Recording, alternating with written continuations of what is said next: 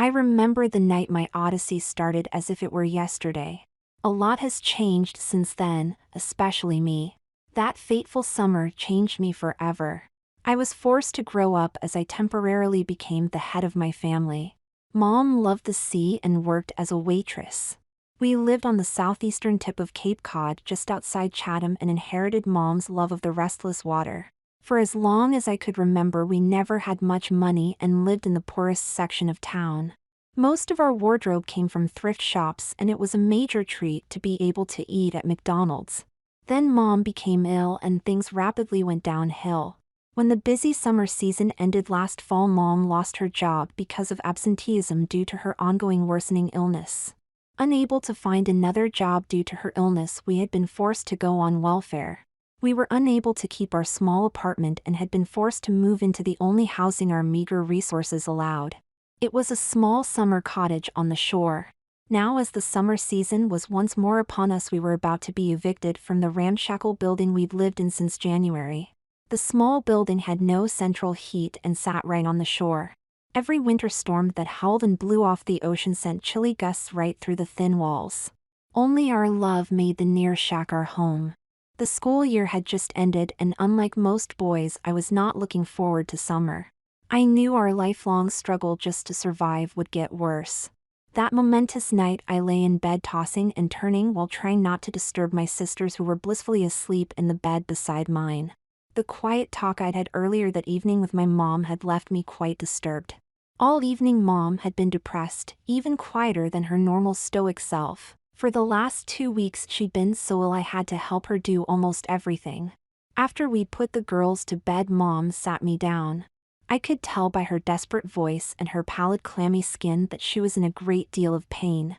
"Christopher, you have to take charge and keep the family together," she ordered in a soft voice that would accept no arguments. Then she sat silently for a few moments. I looked at her with great concern and helplessness as she bowed her head to hide her tears. I sensed something was very wrong. As I thought about her order, I recalled what she told the twins as she tucked the girls into bed.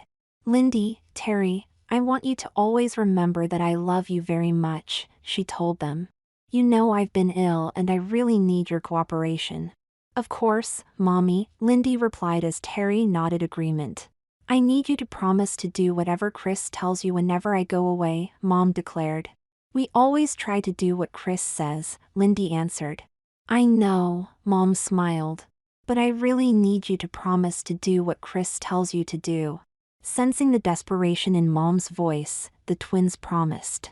I'd been deeply disturbed by Mom's demand for the twins' promise. After they left the room, Mom looked at me. "Christopher, I need you to take especially good care of your sisters," Mom whispered in a voice I could barely make out. "You know I always do that," I replied uneasily. "I love you, Chris," Mom answered. "Please remember that." "Sure," I said, totally confused by her questions. With a sad smile, she laid her head on her heads.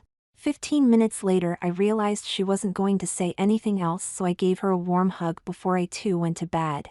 I stopped in the door to our bedroom and glanced back at her. I could see that Mom was crying and shivering. How I wished I could ease her pain and suffering.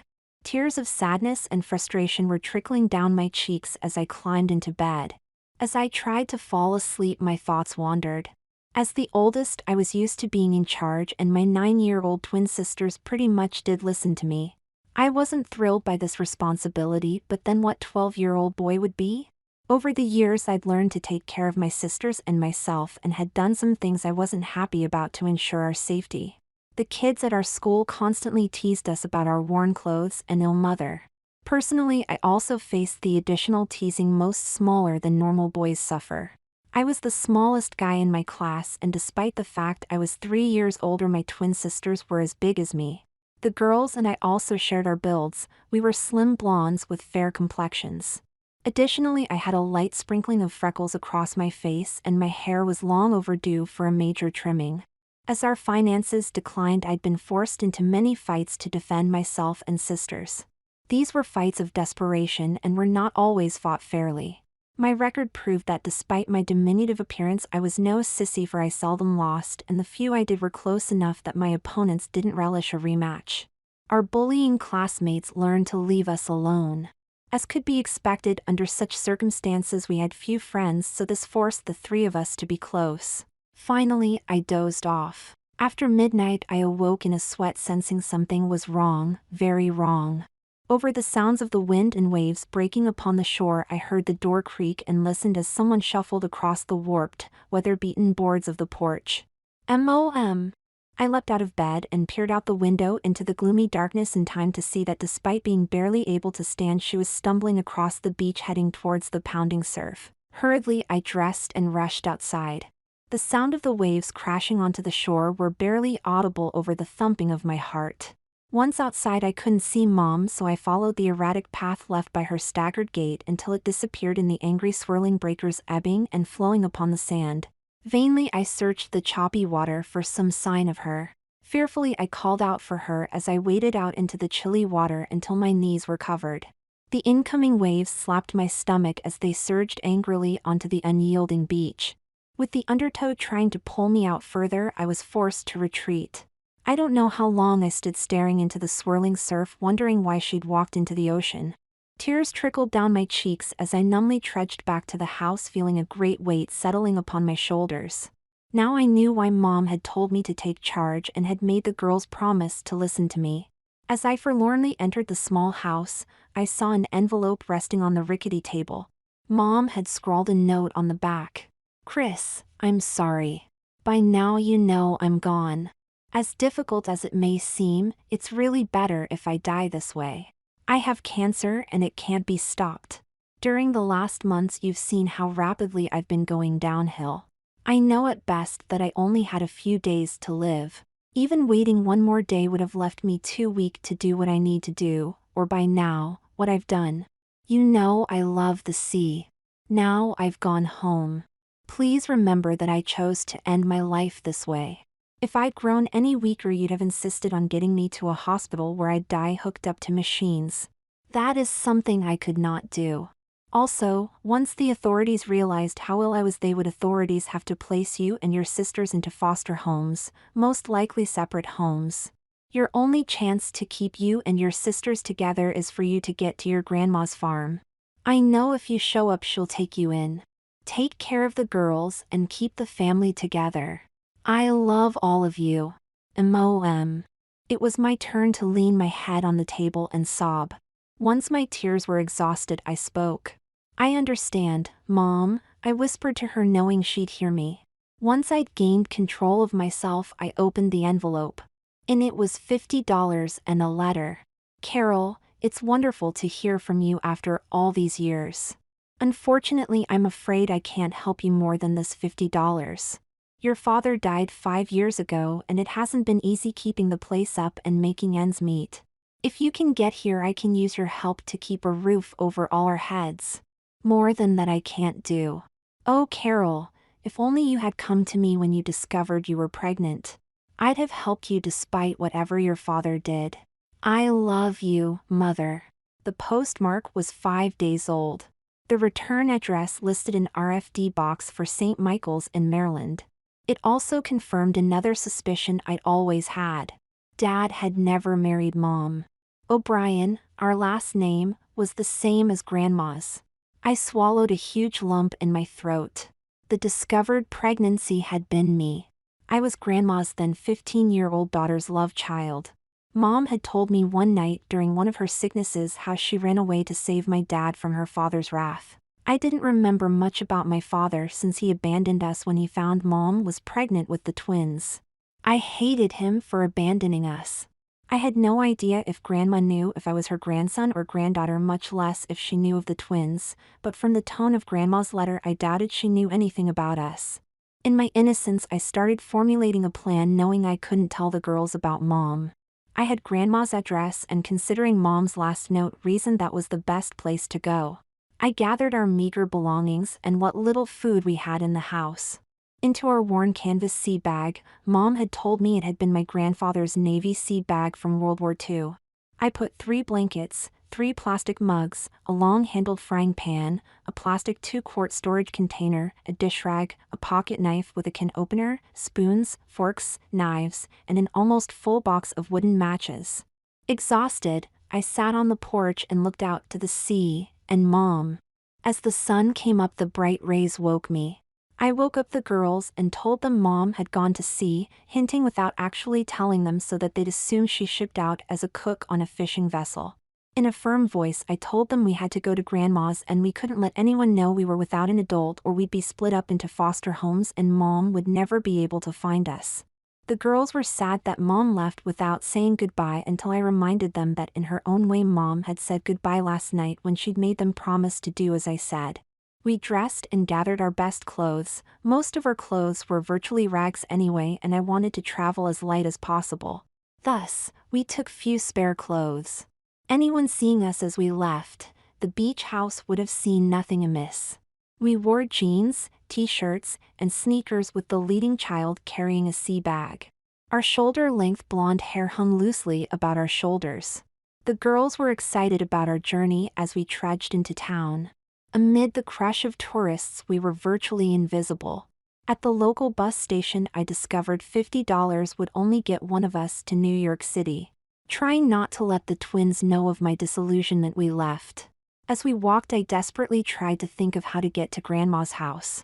I knew that hitchhiking was way too dangerous, so our only choice was to walk. At least that's what I naively thought. After all, we had no car and walked everywhere.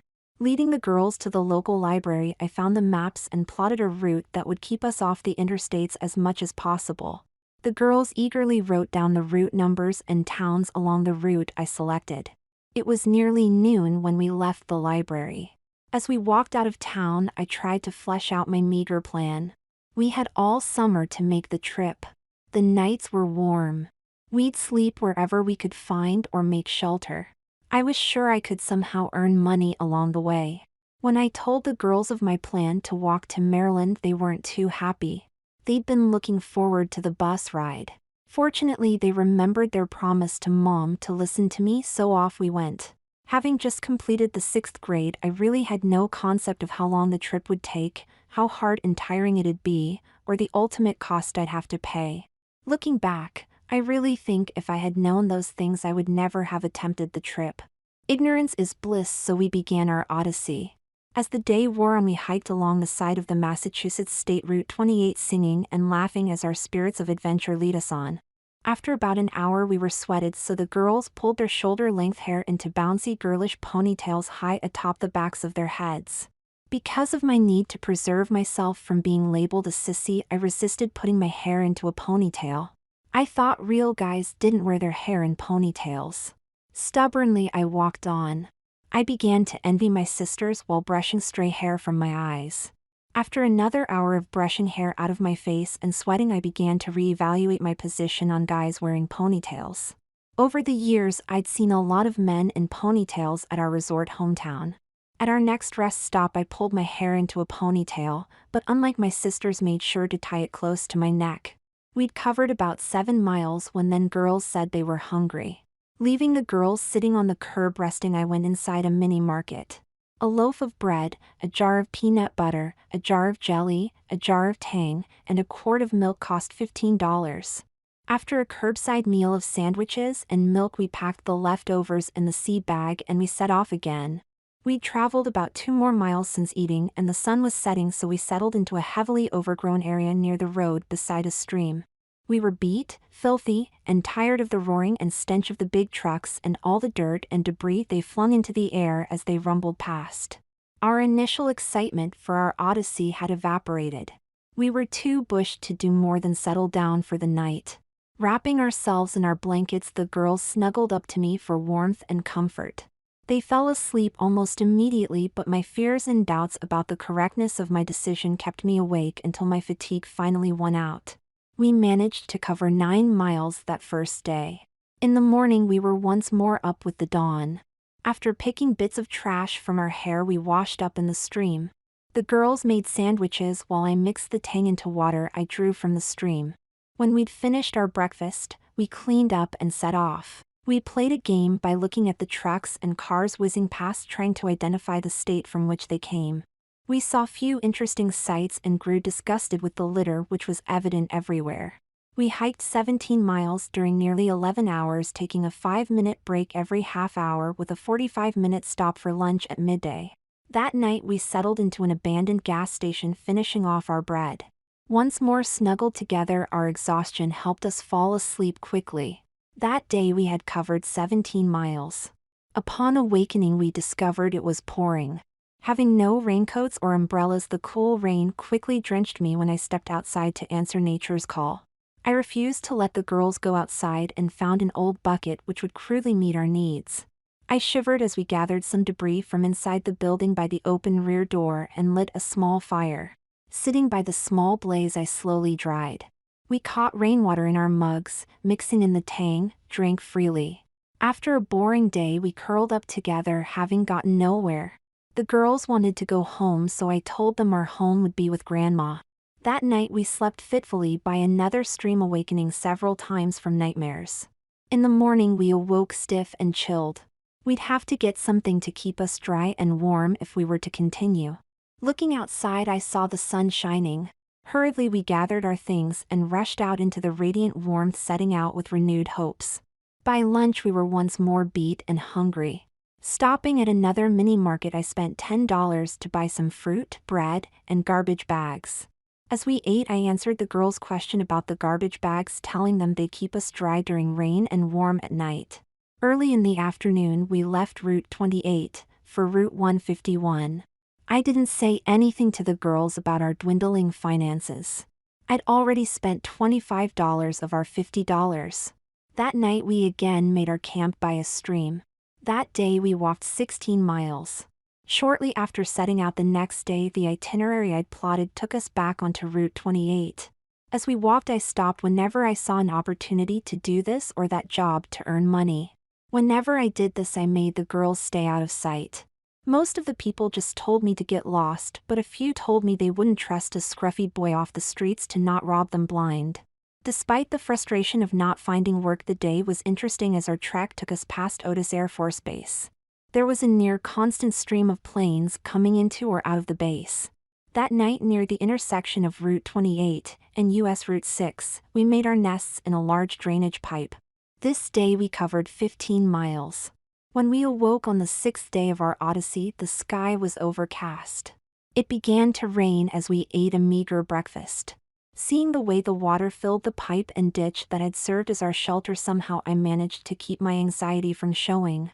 I vowed never to spend another night in a place that could be so easily flooded. With our heads poked through the garbage bags to cover us, we silently walked down Route 6 through a day of on-again off-again rainstorms. We actually covered 21 miles that day, further than any previous day, because none of us wanted to stop and rest in the chilly weather. That night, chilled and weary, we settled into a home that was under construction. The following day we finished the last of our food, so once more we had to stop at a mini market to replenish our supplies. It took another $15 to restock our meager portable pantry. After exiting the store, I couldn't hide my anxiety, and the girls began to realize we were running low on cash. As we walked along, I again unsuccessfully tried to find work. Despite the warm and muggy day and our growing frustration, we made good progress. After traveling 17 miles, we camped by a stream. On our 8th day, we crossed from Massachusetts into Rhode Island. There were few opportunities to earn any money, and I wanted to cross the Sakonnet River inland of Narragansett Bay. We traveled up Rhode Island State Route 77 to a railroad bridge where we stopped for lunch. After squeezing through a chain-link fence, we clambering up a steep bank to reach the tracks. At first the girls were quite skittish as we walked out on the half-mile-long bridge. The cars whizzing past on the nearby limited access bridge made us glad we were on the railroad bridge. After we crossed the bridge, the girls giggled when I told them we were on the island of Rhode Island. We followed the tracks until we found an abandoned signal shack where we made our camp. That day we trekked 16 miles. Early the next morning the girls screamed when a train whizzed past our shelter. I was glad they did, since their combined squeals concealed mine. With our hearts pounding nearly out of our chests, we hurriedly stumbled outside into the murky pre-dawn. We followed the tracks down to the next bridge and squeezed out of the fence. Heading into a nearby mini market, we spent the last of our money to replenish our supplies. The girls knew we were broke but sensed my worriment and wisely kept quiet. Heading on to Rhode Island State Route 138 and crossed the 2-mile Narragansett Bay Bridge. Thankfully, the increasing late morning heat was broken by the breeze off the water. Halfway through our smooth trek up Connecticut Island, we stopped for lunch. That afternoon, in a stifling heat, we crossed the 1.5-mile West Passage Bridge. 2 hours later, after traveling 14 miles, we settled into a house under construction for the night. By the 10th morning, we were almost like zombies. Apparently, my growing despair over our financial insolvency was contagious, since we spoke little as we trudged along. Silently, we left State Route 138 and began to travel along the famous coastal hugging route of US Route 1. Despite our malaise, we covered a fair distance. That night, after a 17-mile hike, we made our camp in Burlingame State Park. The campfires and joy of the other campers eased our depression. The campground public showers were quite a pleasant treat. The next day, we simply abandoned our trek to rest and play in the park. We met other kids our age and forgot our troubles for a while. One of the mothers noted our meager lunch and invited us to join her family for the evening cookout. Hamburgers and hot dogs never tasted so good. It wasn't until our hunger was sated that I realized she'd watched us devour the spread she'd put out. When she said she'd like to meet our parents, I realized she was afraid we were orphans or runaways. Fortunately, I was able to signal the girls and we managed to fend her off. After making our thanks, we headed back to our camp, gathered our things, and moved into the woodland away from the camping area. Sleep that night was restless as we jumped at every sound. Before dawn, I roused the girls and we set out. As we trudged along the road, we kept a sharp eye out for police. It wasn't until we crossed the border into Connecticut that we were able to relax. We ravenously devoured the last of our food. We all realized that if we didn't find some way for me to earn more money, we'd have two choices: become thieves or turn ourselves into the authorities. Since we were not quitters, we set out once more, hoping for a miracle. Just after lunch and about a mile past the state border, we smelled the most mouth-watering aroma: donuts, cakes, pies, fresh bread. It wasn't difficult to spot the small bakery in the strip mall we were passing. Like moths to a flame, we were drawn to the store. Standing outside, we drooled while looking in the large display window at all the mouth-watering goodies. It was then I realized what the line from the poem The Night Before Christmas meant when it says visions of sugar plums danced in their heads. When I saw my drooling sisters, my heart fell. Without any money, there was no way we could afford anything. Still salivating, I told the girls to wait while I went inside to see if I could work for some of the treats. Going in, I asked the smiling man behind the counter if I could talk to the manager. "I'm the manager," he said. "What can I do for you?" "We just moved here," I lied. "My mother had to go to work this morning, but we didn't have a chance to pick up any food and she didn't leave any money to get some. I was wondering if you had anything I might do for you in exchange for a few donuts." Enticed by the aromatic smells, the twins drifted inside until one stood on each side of me, their will to follow my orders overcome by temptation. I smiled weakly and put my arms about them. "These are my sisters," I said as we all looked pleadingly at him. "Well, I really don't need any help," he stated as a look of hardness filled his face. "I never give anything away." Then his expression softened as he saw our crestfallen response. "But since you offered to work for your goodies, I'll see what I can find for you to do," he added with a smile. "Wait here, girls." With that, he went into the back. I couldn't believe it. Finally, someone who'd give me work. Maybe I should have had the girls with me when I'd asked others for work. Meanwhile, the girls burst into giggles. "Knock it off," I snarled while looking at them, and sternly, "He'll throw us out if you don't settle down." "What's so funny anyway? He thinks you're a girl," Terry giggled. "Didn't you hear him call us girls when he told us to wait?" She and Lindy resumed giggling, but this time much more softly. The truth of her words hit me hard as I blushed. I had been so excited by his offer of work that I completely overlooked his inclusion of me as one of girls. While the girls continued to titter, I numbly absorbed that not so little detail. First I tried to figure out how I'd overlooked his innocent declaration of my apparent girlishness. It was totally out of character for me to miss anything that remotely questioned my boyishness. Although I severely chastised myself, I quickly rationalized away my not noticing his comment to my anxiety and the stress of our situation. Then my thoughts moved to how I could straighten him out as to my true gender. Before I could think more than that, I felt his hand on my shoulder. "Well, young lady, if you and your sisters will dust and sweep my storeroom, I'll see you get enough goodies to last a few days." "Fair enough," he asked as he looked into my face. "Sure, we'll do it," I stammered, so delighted with his offer and the savory temptation of the promised goodies that I momentarily forgot all about correcting his misconception. Then, as my boyish indignation resurfaced, his kindly smile made me decide to keep his error a secret. "Good," he declared. With that, he led us into the back where he gave us brooms and rags so we could get to work. The girls were still giggling about my girlhood when he returned carrying a tray on which he had 3 donuts and 3 cups of soda. "Here's a little advance on your pay," he stated with a smile before returning to the front counter. We dove into the snack with gusto. Everything seemed fine with the world as we filled ourselves with the sweet treats. As we ate the delicious food, I saw the happiness in my sisters and I thought about what had happened.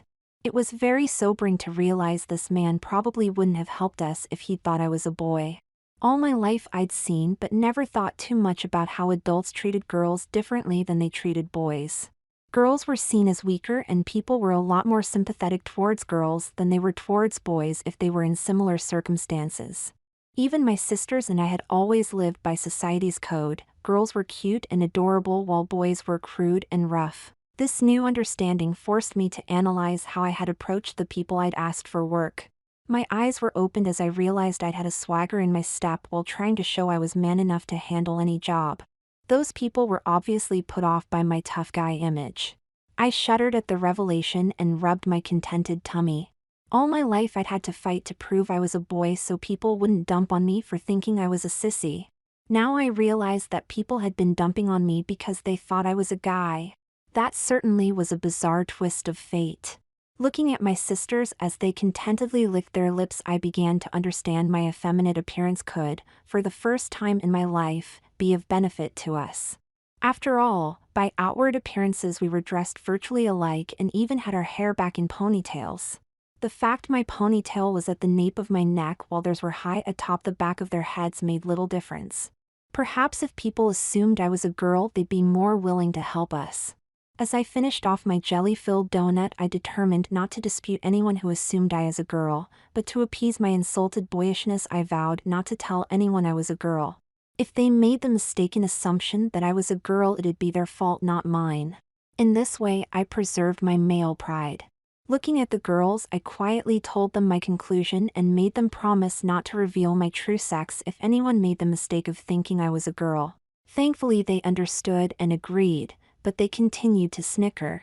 After finishing our snack, we set to work and quickly had the room spotless. "Well, you've certainly done a good job," the manager stated after inspecting our work. I knew I could depend on 3 girls to do a good job cleaning. "It must be in your blood." While I cringed at his reference to cleaning being a feminine domain, I realized exactly what a male chauvinist was. It shamed me to realize I'd been one. "Let's go up front for your pay," the manager stated. Our mouths watered with anticipation as we watched him approach his day-old display. "I can give you twice as much if I take it from this counter," he suggested affably. "Is that okay?" We all nodded enthusiastically as he smilingly placed 2 dozen donuts, 3 leaves of bread, a dozen large cookies and a cherry pie into the bag. "Thank you very much," I told him as I accepted the bag. "Thanks a lot," the twins added in unison as we left the smiling man. Once outside, we sat on a bench and dove into the donuts, and discovered a crisp $10 bill on top. I looked back towards the bake shop manager as he stood smiling in the doorway of his shop. I waved a thank you, which he returned. I had to smile. It seemed my being mistaken for a girl wasn't going to be too bad at all. This revelation somewhat mollified my insulted boyhood. Next door to the bakery was a grocery store. With our hunger sated, I looked across the parking lot, seeing older people with canes and young mothers with 2 or 3 children struggling to get their bags into their cars. an idea sprang into my mind. I told the girls and they enthusiastically agreed to give it a try. We placed the sea bag and our bag of goodies in the corner of the shopping cart holding area, then stood at the store's exit and offered to help the heavily laden shoppers carry their bags to their car. We spent the rest of the day earning smiles and thanks from all we'd helped, and tips ranging from a quarter to a few dollars. By the time night fell and the grocery closed, we'd earned $47. Added to the $10 the baker had given us, we now had $57. For the first time in days, we were elated. Now we knew we could earn money. The conversations we had with the people were interesting too. As darkness fell, we moved to the back of the mini mall and made a shelter out of cardboard boxes. Wearily, we settled down for the night. We'd only covered 11 miles that day, but I felt we'd traveled a long way. Snuggled against me, the girls promptly fell asleep, but I was restless. With the rush of activities finally over, I couldn't help but think about what I'd learned. This day's experiences had been quite sobering. As we had helped carry the groceries, I determined to experiment a bit with how people perceived me. Everyone I'd approached with the macho swagger I'd used earlier in our trip when asking for work had refused my offer of assistance. Nearly everyone I had approached without any boyish airs accepted my offer. The way people reacted to and treated me was directly related to how I was perceived. When they thought I was a boy, I was deemed threatening and untrustworthy. When they thought I was a girl, they thought me honest and helpful. For the first time, I questioned my stubborn insistence that being a boy was better than being a girl. Still, old ways of thinking die hard, and I felt belittled that I had allowed myself to be mistaken for a girl. However, I realized the benefits of being mistaken for a girl outweighed my injured machismo. This reinforced my earlier decision to let people mistake me for a girl. In an effort to solve the boyish guilt I felt at this decision, I vowed never to tell people I was a girl. Since the grocery opened early, we went inside to wash up in the restroom before purchasing sorely needed supplies. The girls grabbed my arm and dragged me inside the ladies' restroom. Since there was already a woman inside, I really couldn't object or I'd make a scene. The woman merely smiled at us before she left. Knowing how I'd always struggled to avoid appearing to be a sissy, the girls giggled themselves out of breath to see me pretending to be a girl. Anger briefly flared in my insulted boyish soul, but the irony of the situation made me join them. I did warn them not to pull such a trick on me again. After we'd completed our shopping, we headed back to the parking lot for a brief breakfast of donuts and orange juice. The girls wanted to stay and earn more money, but I explained we had to keep moving and couldn't afford to spend more than a day in any place. After a light breakfast, we once more returned to our odyssey. We only made 8 miles that day. Oh, I intended to go further, but our path led us by Mystic Seaport. For anyone who loves the sea, Mystic is a place you cannot simply walk past. The ships and history on display are a sea buff's nirvana. We stood at the entrance to the port/museum/town, drooling as we looked over the railings at the sights we could not afford to see. "It's a marvelous place," a kindly voice declared from behind us. Turning about, we saw a smiling woman and a man we assumed was her husband. They appeared to be in their 60s. The girls politely nodded their heads and turned to look back at the ships. "It does look like an interesting place," I agreed as I stepped protectively behind my sisters while keeping a wary eye on the couple. "It looks like you've traveled a long way to get here," the woman declared as she eyed our clothes and the sea bag. "Are your parents getting tickets?" "They're parking our car," I replied a bit too hastily as I placed a hand on the girls' shoulders before scooping up the sea bag. "Come on, girls, let's go find Mom and Dad." "I don't think you're going to find your parents here," the woman stated as she firmly hooked my arm. "Unless my instincts are wrong, you're here alone." My heart climbed to my throat as I struggled to think of a way out of this burgeoning disaster. "Look, lady, just let us go," Terry declared as she bravely eyed the woman. "Yeah, we haven't hurt anything," Lindy added. "Well, a couple of Spitfires," the woman chuckled as she released my arm. Then she looked into my eyes. "Young lady, I'll tell you what. If without any hesitation you can look me in the eye and tell me you're not runaways, I won't call the security guards." My boyishness objected to once more being mistaken for a girl, but I hoped it would again be to our benefit, so I didn't hesitate. "We are not runaways," I stated firmly as I looked deeply into her eyes. I believe you, the woman replied with a softer smile. But I still think you're here alone. It's quite dangerous for girls your age to be alone. Do your parents know you're here? Mom does, I answered softly as I thought of her in heaven keeping an eye on us. Mom's busy working, Terry cut in. She told Lindy and I to listen to Chris. I take it you two are twins, the woman declared as she looked at the identical girls with a big smile. You must be Chris. It's a big responsibility for a girl your age to watch out for her younger sisters. I do all right, I replied with more certainty than I felt. We've got to get going, I added as I once more attempted to usher the twins away. We almost made it to the street before the man caught up with us. Chris, please wait, he called out as he placed a hand on my shoulder. There were guards watching us, so I stopped and turned to face the man. The uncertain twins gathered behind me. My name is Frank Spade, he told us. You've met my wife Sarah. Please let me apologize for frightening you. We're retired teachers and we've always had a soft spot children, especially polite children such as you. We're just concerned about your safety. Frank, you're hopeless, Mrs. Spade declared as she joined him. Look, girls, we never had children of our own, and since we've retired we miss having children about. We can see you're not able to afford going inside, so we'd like you to join us. Really? Terry excitedly exclaimed. That would be neat, Lindy added joyously. It sounds like fun, I said. But we couldn't ask you to pay our way. We understand, Mr. Spade laughed as he placed a hand on my back. But you didn't ask, we offered. Now, no more arguments. If we don't get in soon we won't have time to see everything. That was it. Minutes later our sea bag was safely stored in a check room and we were scampering down the shell-covered walkways to the various exhibits. The afternoon sped by as we examined the ropemaker's shop, the sea outfitter, the museums, and the old ships. We even had a picnic on the wooden wharf by the lighthouse. Frank and Sarah didn't ask any more questions about our parents or where we lived. We simply enjoyed each other's company. We all learned a lot that day. I learned that being mistaken for a girl wasn't nasty. I didn't have to even try to act like a girl.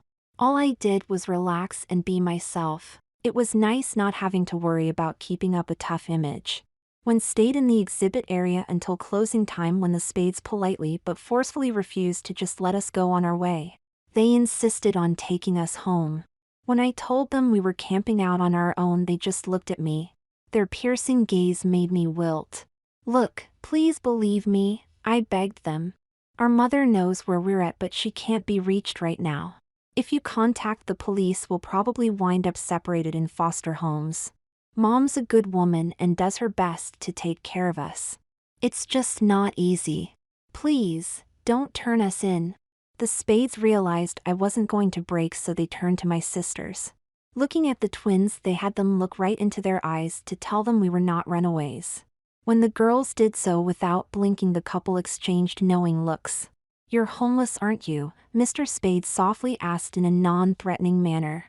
Yes, I answered, not able to lie but hoping I'd learned enough about this couple to at least partially trust them.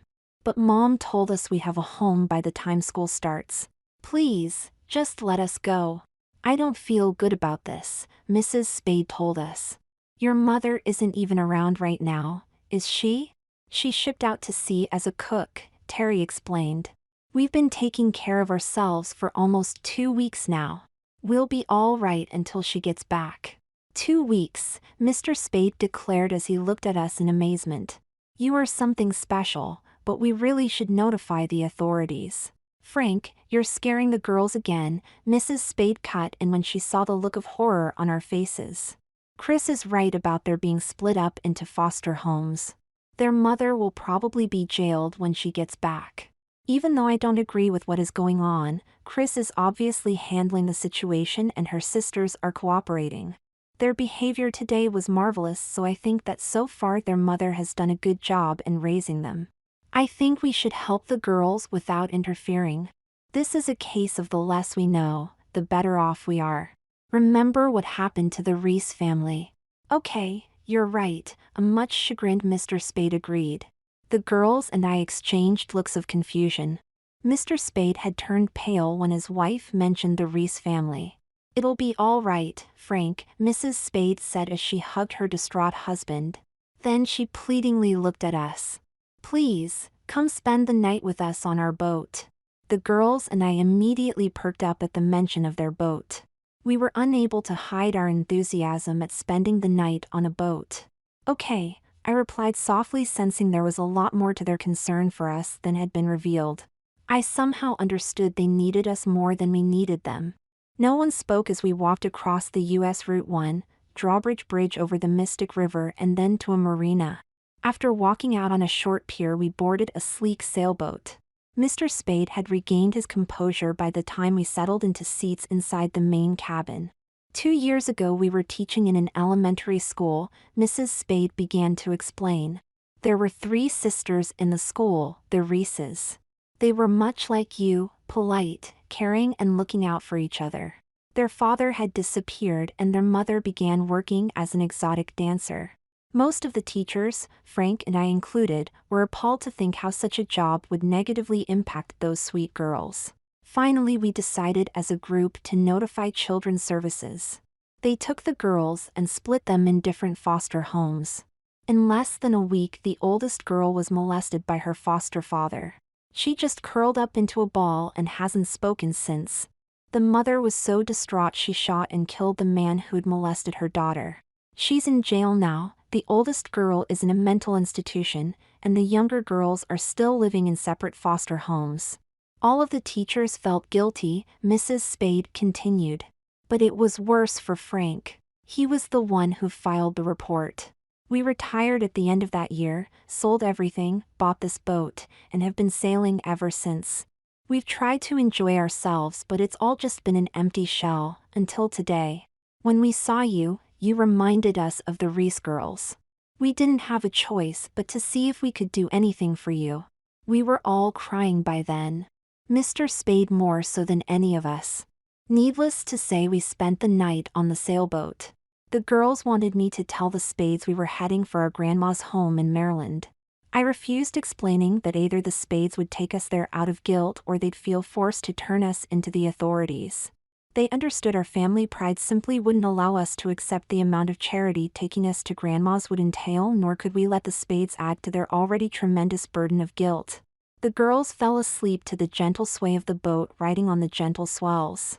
I soon joined them in slumberland. My dreams were disturbing. I wasn't masquerading as a girl. I actually was a girl.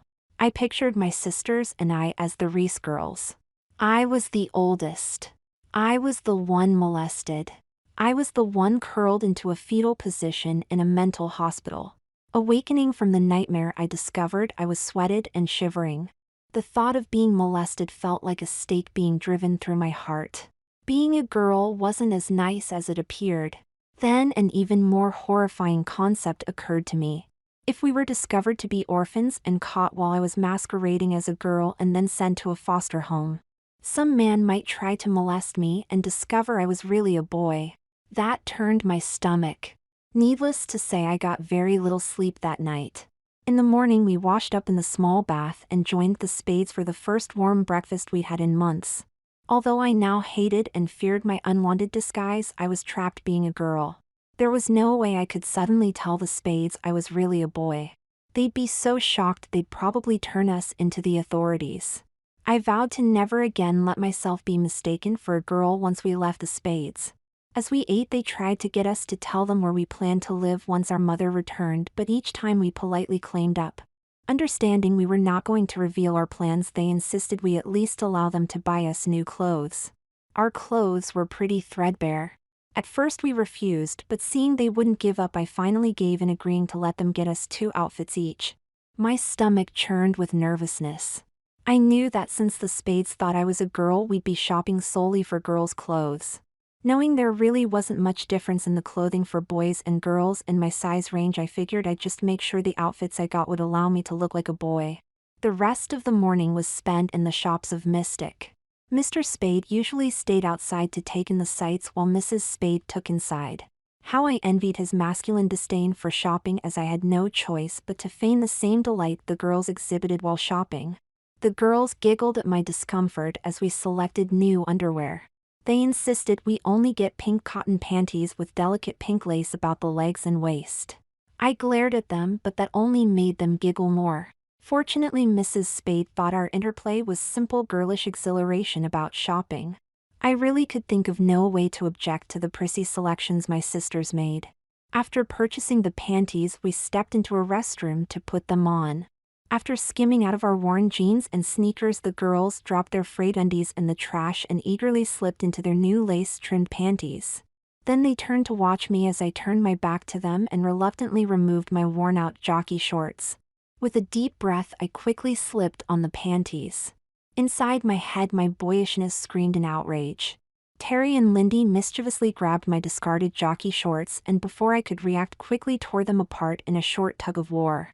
The tattered remnants of my most intimate boyish apparel ended up in the trash atop my sister's discarded panties. My stomach churned as I realized I was stuck in pink panties for the foreseeable future. My boyish pride wanted to scream in outrage. My sisters wisely slipped on their jeans and exited the restroom before I exploded. Left alone, I didn't have much time to bemoan my fate as Mrs. Spade knocked on the door to ask if I was okay. Quickly, I dressed. Much to my chagrin, I had to admit the panties actually felt comfortable, more comfortable than wearing jockey shorts. My worn jeans hid the sissy pink panties from my offended sight, which somewhat mollified my macho indignation. Our next stop was for new shirts, or as it turned out, new blouses. Once more the girls relished flaunting my girlish disguise in front of Mrs. Spade, knowing I couldn't object or retaliate. "Chrissy, what color do you want?" Terry mischievously asked as she held out what I thought at first was a brightly colored t-shirt. Again, my boyish irritation almost exploded upon hearing Terry call me Chrissy. She was going too far. My outrage fizzled and my mouth dropped open in shock once I saw what she held. What she'd picked from the racks certainly wasn't a regular t-shirts. She held a girlish cotton top with French-cut sleeves. The sleeves, neck, and waist hems were edged with matching lace scallops. The choice of colors were pink, lavender, or yellow. "Why'd you pick these?" I hissed at her. "I can't wear these, and don't call me Chrissy." "But Chrissy, these are just so cute," Lindy exclaimed aloud, attracting Mrs. Spade's attention. Once more my sisters succeeded in trapping me into getting something obviously girlish.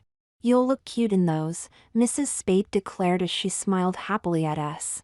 Her comment really irritated me because I knew she was probably right. I had little doubt the twins and I would look cute in those tops. I wound up choosing a lavender blouse. Mrs. Spade had us try them on and paid the clerk so we could wear them. As I looked in a mirror, I became really depressed. Before, I at least thought I looked somewhat like a long-haired guy. Now I definitely looked like a girl, a cute girl. My ragged shirt joined those of my sisters, in the trash. My vow to never allow myself to be mistaken for a girl would be virtually impossible to uphold. If anyone thought I was a boy, which wasn't likely, they'd assume I was a swishy sissy. My boyhood longed to cry out in rage. When my sisters saw my disheartened expression, they hugged me. "At least we're still together," Terry whispered. "And we know you're our big brother, even if you do look like a girl." "Chrissy!" I winced as she once more called me Chrissy, but because Mrs. Spade was watching us. The expression on her face was one of delight in making us girls happy, so again I couldn't object. Looking so undeniably girlish and having my sisters teasing me by feminizing my name had my boyish emotions frazzled and ready to explode. The only consolation I had was that I knew the girls loved me. With no other option to express my roiling emotions, I hugged the girls, tight enough to let them know they'd better cool it. As we rejoined Mr. Spade outside the store, we looked for all the world like three sisters. He smiled happily. At the next store we bought new jeans, girls' jeans. I was somewhat mollified to learn my resolve to get girls' clothes that would allow me to appear to be a boy was at least partly doable. There was little difference between girls' and boys' jeans, and the girls wisely selected regular jeans. Other than continuing to call me Chrissy, the girls stopped teasing me. I was relieved when the same held true for our new sneakers. They could easily pass for boys' sneakers. I did suffer one more humiliation before the shopping ordeal finished. Mrs. Spade bought us each a pink sweatshirt emblazoned with Mystic Seaport. We ate lunch in a nice restaurant, then headed back to the marina. Mr. Spade announced he was taking us out for a short sail in Long Island Sound. Never having had the opportunity to actually be under sail, we jumped at the chance. The afternoon slipped away in nautical bliss. I almost forgot I looked for all the world to be a cute girl like my sisters until Mrs. Spade insisted I restyle my ponytail to match my sisters. For the first time I experienced the bouncy swish of my hair as the ponytail swayed to my movements. It was quite an emasculating sensation, yet it wasn't bad. In fact, it felt nice. That night we once more slept in the cabin of the Spades sailboat. Our idyllic interlude with this wonderful couple would end in the morning. Their itinerary called for them to move on. My thoughts and dreams were disturbed by my now nearly undeniable girlish appearance. How could I keep my vow to be a boy when at best I looked like a sissy? My boys' underwear and shirts were trashed, replaced by their girlish counterparts. What could I do? The next morning the Spades again took us for breakfast. They asked once more if they could do anything more for us. We profusely thanked them for all they'd already done for us, and we assured them they'd already done too much. We stood by the railing of the open drawbridge as their boat sailed through it. There were tears in all of our eyes as we waved a fond farewell. Their address was safely tucked in with Grandma's letter. I promised to write them once we settled into our new home. They knew I would. Once they were out of sight, we once more set out on our odyssey. The main difference was that we now wore new clothes and each had a new spare outfit. The downside was that all our new clothes were undeniably feminine. Not only was I dressed completely as a girl, I looked like a girl, a cute girl. That morning my sisters insisted that I again tie my hair into a high bouncy ponytail like they wore. Wearing a lace-edged cotton lavender blouse with French-cut sleeves, how could I object? I was a bit miffed to discover that by wearing a high ponytail I didn't perspire as much, and the back and forth swishing as we walked actually kept me cooler. It was yet another point that showed me girls had things easier than boys. Of course now I realize such a rationalization was merely a futile attempt to appease my insulted boyish machismo. I had no choice but to accept my apparent girlishness. No boy wants to be a sissy. Since my choices were to be a sissy or a girl, being a girl was the lesser of two evils, as long as no one discovered I was really a boy. I let the girls know how upset I was with them for their teasing and choice of outfits, and they were suitably chagrined. Yet we all realized that now that I was almost forced to pretend to be a girl, we were closer than ever. This made things easier. Our pace was easier than before, and life just seemed better as we walked. I did our best to keep to the roads nearest the shore when there was a reasonable choice. During the next few days we settled into a routine of walking 2 days, then spending a day earning money. Most of the places we stopped to earn money left us alone since we were polite and quiet, although a few times we were asked to leave. We also took on almost any task to earn a few cents, from washing windows to raking newly cut grass. We gathered empty beverage bottles and cans as we walked and turned them in for the 5-cent deposits. Now that we were earning money, we were able to eat better, sometimes in a fast food restaurant. Hamburgers and French fries never tasted so good. When the girls asked why we couldn't spend a few days in a particularly nice area, I again explained to the girls that we couldn't stay too long in any one place since someone might get suspicious and want to know where we lived. Afraid of being placed in foster homes, we grew wary every time a policeman came near us. In the 9 days after we left Mystic, we traveled 100 miles and earned $80 more than we spent. We spent the 4th of July in a small town and partook in the festivities and enjoyed the fireworks as they exploded above the waters of Long Island Sound. My sisters and I continued to grow much closer during our trek, even though they constantly called me Chrissy. Being called a girl's name really didn't bother me anymore. After all, no one took me for a boy. Everyone we met thought I was a girl. It was just easier to go along with the flow. My boyish outrage settled into grim acceptance of my temporary girlhood. At least I wasn't wearing skirts. The only problem we faced was the growing urbanization as we neared New York City. There was less and less open space and thus less place to safely camp. The people grew less friendly and we began to fear the look some of the older men gave us. The memory of the fate of the oldest Reese girl kept me wary. Thankfully at the time we really didn't know about sexual predators and how much danger we were in. Now those memories make me shudder. In the city of Stamford we began to see the gangs. I knew we'd never make it through New York. I led the girls to the bus station. Checking their rates, I discovered I could get us tickets to New Brunswick, New Jersey with $20 left over. The only downside was we have to make a transfer and 1-hour layover at the New York Port Authority bus terminal. I hoped New Brunswick would take us out of the dangerous urban sprawl of New York City. In order to avoid any potential problems that might occur on the bus trip, I made sure we sat right behind the driver. The bus was empty enough that we were able to comfortably sit in our seats. The bus ride from Stamford to New York City was uneventful. The girls were fascinated by the changing scenery as we moved steadily into the heart of the city. The number of trees and the amount of grass steadily declined until they seemed non-existent. We'd been raised on Cape Cod where grass and trees were omnipresent. Now everything was concrete, glass, steel, and asphalt. The softness and warmth in which we'd grown had now been replaced by harshness and cold. It was almost a relief to pull into the vast underground bus terminal. As we exited the bus, I made sure the girls held my hands.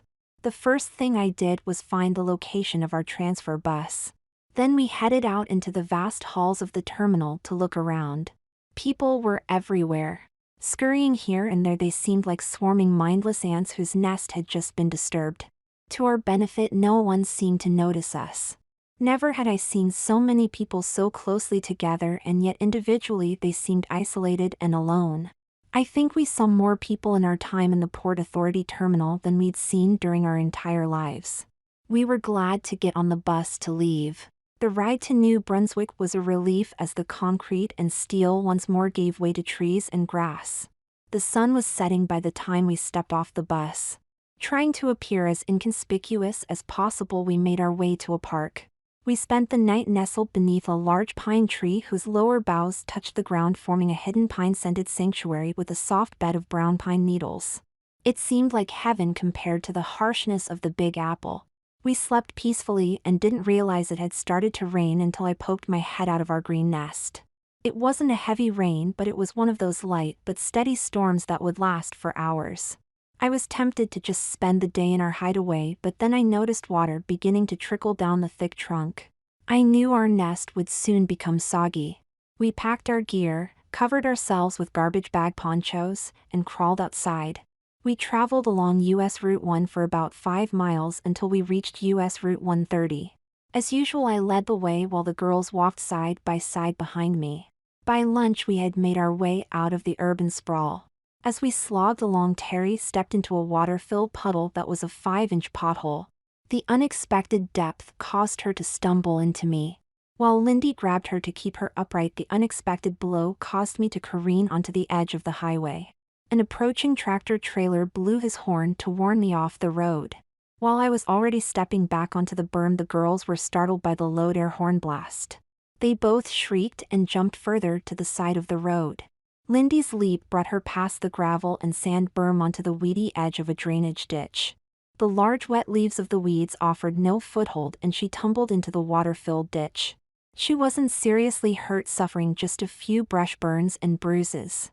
The main problem was her garbage bag poncho was shredded. As I helped her out of the ditch, she was crying and wet. Unfortunately, we had no spare bags. Even though I was completely dressed as and looked like a girl, I played the big brother I really was, gave her my bag, and we went on. While Lindy was wet, the plastic bag retained her body heat and kept her warm. It didn't take long until I was soaked. Despite the fact it was July, I was soon chilled and shivering. We traveled about 17 miles that day and made camp in a house under construction. It was still raining the next day as we set out again. I spent the last of our money to replenish our food and garbage bags. By noon the rain ended and we made better time. I didn't let the girls know I was chilled and feverish, but they knew I was out of sorts. Our conversation that day was minimal. We traveled about 16 miles that day, turning off US Route 130 onto New Jersey State Route 539. That night we camped beneath a stand of pines. I was cold and shivering all night. Thankfully the day was warm and sunny the next morning as we trudged along. The hot day kept me warm, but I was running a slight fever. The girls knew I was sick, but I stubbornly refused to admit it. Here I was, Chris O'Brien, the guy who struggled all his life to prove that I wasn't a wimp dressed and looking like a girl. My machismo kicked in and I set a blistering pace that covered 21 miles. About 4 in the afternoon the sky clouded. By 5 thunderstorms had formed. Despite the lightning and downpours I led the girls onward. The stifling heat of the day quickly dissipated in the cooling rain. Chills once more engulfed me as we slogged along. It was nearly dark and the girls were exhausted by the time we found a park with a covered pavilion and fireplace with plenty of dry wood. We lit a fire and made supper using the last of our food. The girls could see I was once more shivering. After we'd finished eating, I huddled next to the fire with the girls snuggled close, but even that didn't stop my shivering. I finally fell into a nightmarish fevered sleep while the girls made sure the fire stayed burning into the night. In the morning, Terry shook me awake. "Chrissy, are you okay?" she asked with concern. "Sure," I said as I struggled to sit up. When I made it upright everything was spinning. Lindy looked frightened and after reassuring herself that I was relatively okay she spoke quietly. "Is Mommy really dead?" Her question startled me, especially in my muddled state of mind. "Why do you ask that?" I finally asked after an unnervingly long silence during which both girls stared at me. The expression on their faces was one of maturity and concern, a look I'd never seen before on their usually giggling faces. "You have a fever," Terry stated softly. "You were talking and mumbling all night. You asked Mommy why she had to die." Tears started flowing freely from both girls and I felt tears start in my eyes. When they saw my tears they knew the truth and jumped into my arms. We hugged and cried for a long time, but even their warmth failed to stop the chills of my fever. As we cuddled I explained what had happened to our mother and why it was so important for us to get to Grandma's. If anyone found us and knew Mom was dead, we'd be split into foster homes. When people began to arrive at the park the girls helped me up. Although I was still weak and fevered we set out. Terry carried the sea bag I'd lugged all this distance and Lindy helped me walk. After a bit I grew dizzy and lost track of time and direction. All I could think of was keeping my sisters with me and getting to Grandma's. I was completely disoriented. I have no idea how long or far we traveled. Totally disoriented and struggling to stay on my feet I stumbled onto the road and fell. Suddenly a horn blared. I snapped out of my stupor long enough to hear my sisters scream and hear the horrible squealing of car brakes. I was on my hands and knees on the roadway with a car hurtling towards me while Lindy was trying to help me stand as Terry stayed on the berm with the sea bag. I have no idea where I found the strength, but somehow I managed to push Lindy off the road. I guess it must have been instinct. I also managed to somehow leap from the auto's path, although I felt a fender brush me as the car skidded past. Then everything went black. I came to cradled in my sister's arms as they sobbed uncontrollably. Someone was checking my legs. I foggily saw a frightened woman kneeling beside me checking me. I'm okay," I managed to squeak. "You only brushed me. I'm sorry I scared you." She looked at me closely, still concerned. She reached out and felt my forehead. "You're not okay. You're burning up." Looking at my sisters she asked them, "How long has she been like this?" Terry whispered in a terrified voice. "This is the 3rd day. Where do you live? I'll take you home. This poor girl needs care now," she stated firmly. "No thanks," I managed to croak out. "We'll get there ourselves." She looked at me. "I'm taking you home. If I let you here, you'll probably die. I don't know what you're afraid of, but I'm not letting you here, young lady. Now where do you live?" Pushing away from her, I tried to get up. Everything spun and turned black. When I came to again, I was seat-belted into the front seat of a car going down the road. I looked frantically about for my sisters. They were in the rear seat leaning front to comfort and settle me. "What are you doing? Let us out!" I practically screamed at the woman driving the car. I'm taking you to the hospital. Your sisters told me you have no home, she stated firmly. No. I shouted, no, they'll split us up into foster homes. Please, we've got to stay together. I promised Mom, please, just let us out. I began to sob. I can't let you go. You're too ill. Without proper care you'll die, she stated almost in tears too. My sisters shrieked and burst into tears. No, don't die, Chrissy, we need you. First Mom, now you, please Chrissy. We're going to our grandmother in Maryland, I whimpered. We've come too far to fail now. How far have you come? She asked, placing a comforting hand on my arm. Lindy told her, we've been on the road 4 weeks since leaving Cape Cod. The woman's mouth dropped open. You're kidding me, it's impossible for the 3 of you to have come all that way alone. The girls indignantly told her of our experiences and adventures. The woman looked at me in disbelief. Lindy dug Grandma's letter from the sea bag and showed her. Once she'd seen the letter, Mom's note, the address, and the postmark date, she shook her head in wonderment. My word, she whispered in awe. You really have come all that way. No wonder you're afraid to go to the hospital. I can't blame you. But I can't let you go. After a few moments of silence, she said, I'll tell you what, I'll take you home with me. We'll see what my husband thinks. Maybe we can help you. Thanks. I mumbled and smiled weakly. Then I must have fallen asleep. The next thing I knew, I was being gently lifted out of the car by a big man. I struggled weakly to get away, not knowing what was happening. Settle down, Chrissy, he said tenderly. I'm taking you inside our house. Your sisters are already inside. I settled down as he carried me in and laid me upon the sofa. The woman brought me a steaming bowl of soup.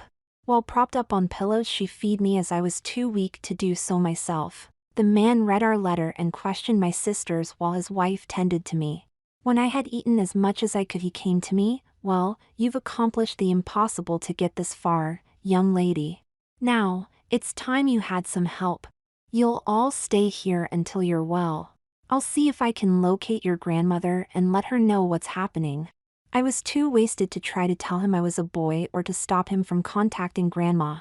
I was afraid she didn't want us, and it'd be harder for her to turn us away if we simply showed up on her doorstep. My sluggish mind went through this rationalization very slowly, and I recalled how beneficial it had been to have people assume I was a girl. I determined to let these people think I was a girl too. I was broken out of my jumbled thoughts by the woman. I'm Mrs. Nelson. She introduced herself to me. Now that you've eaten, let's get you into a nice hot bath. A warm soak will do wonders for those chills. She helped me up and led me into their bathroom. While I sank onto the toilet, she proceeded to fill the tub with hot steaming water and added a copious amount of bubble bath. The room quickly filled with the smell of flowers. I'd never seen a more appealing bath before. She helped me stand and began undressing me by pulling up my shirt. I snapped out of my stupor very quickly. Please, I managed to get out, I'd rather undress in private. My face was beet red as I tugged my lavender shirt back into place. She smiled. You're embarrassed, I understand. We hardly know one another, and most girls your age are shy about their bodies. I remember my girls were. I'll tell you what, you're still too weak to do this on your own. How about if I send your sisters in to help you? I nodded my agreement and she left. My sisters appeared a few moments later. They helped me undress and settled me into the tub. Terry scrubbed my hair. Then while I settled back, she began to brush and blow dry my long, now shiny and silken locks. The warm water, the warm air, the noise of the blow dryer, the bubbles, and the sweet fragrance lulled me to sleep. I don't know how long I was in the tub, but the girls finally woke me. Terry had stayed with me while Lindy went with Mrs. Nelson to dig out some clothes her daughters had worn when they were our size, which she had stored in her attic. Both girls were nude, with towels wrapped about them while they waited for me to get out of the tub. I wrapped a towel about myself after I'd dried, and looked for our clothes. Mrs. Nelson took them. They all needed a good washing, said Lindy. We'll help you dress, then we'll take our bubble bath. I nodded my weary head. All right, what shall I put on? Terry pointed to 3 pink, ruffled and lace-edged flannel nightgowns hanging on hooks on the door. My heart sank. I was too tired and sick to protest, but the expression on my face showed my acquiescence to the prospect of putting on these feminine garments. Giggling all the while, the girls began to dress me. Grinning broadly, Terry held out a pair of pink nylon panties with delicate white lace about the legs and waist. These were quite different from the cotton panties I'd been wearing. I'd mollified my offended masculinity by rationalizing cotton panties were at least slightly similar to boys' briefs. There was no way I could placate my outraged boyhood since these panties were absolutely girlish. I swallowed visibly as she knelt before me, holding the dainty panties open for me to step into as I leaned on Lindy to keep my balance. After a slight hesitation, I lifted first one foot then the other and placed them in the leg openings. They pulled them into place about my butt, and I was mildly surprised by how nice they felt. The soft sensuousness of the silken nylon panties felt much nicer than the cotton panties. The dainty nylon panties seemed to naughtily hug my male parts tightly, yet were quite comfortably. I knew these new sensations were wrong for a boy, but I couldn't deny how nice they felt. In my weakened state, this was too much for me to handle. My legs began to sag, so the girls steadied me before slipping the long nightie over my head, smoothing it gently over my fatigued body. They pulled my long hair out from inside the nightie and let it fall naturally down about my shoulders. At best, my boyhood felt awkward about feeling so nice and even delicate. The girls looked at me and giggled. "While we're here, you'll have to stay a girl, Chrissy. You shouldn't have any trouble doing that though, since you look really cute in that nightie." At that moment, everything once more caught up to me, and I began to tremble violently. The room started spinning, and I would have fallen if the girls hadn't supported me. I wasn't sure if it was the fever or the warm, pleasant feelings emanating from the delightful clothes I wore that caused me to almost pass out. After stabilizing me, the girls called for Mrs. Nelson. When she opened the door, they passed me out to her. With a strong supporting arm about my shoulders, she smiled warmly. You certainly are pretty. Even as ill as you are, I can see your natural beauty. Now, let's get you into a nice, soft, warm bed." She led me to a bedroom, pulled back the covers of a huge canopy bed, settled me into its soft embrace, and tucked the covers around my neck. After 4 weeks of sleeping wherever we could find a covered place, sleep came almost instantly. I was disoriented when I awoke.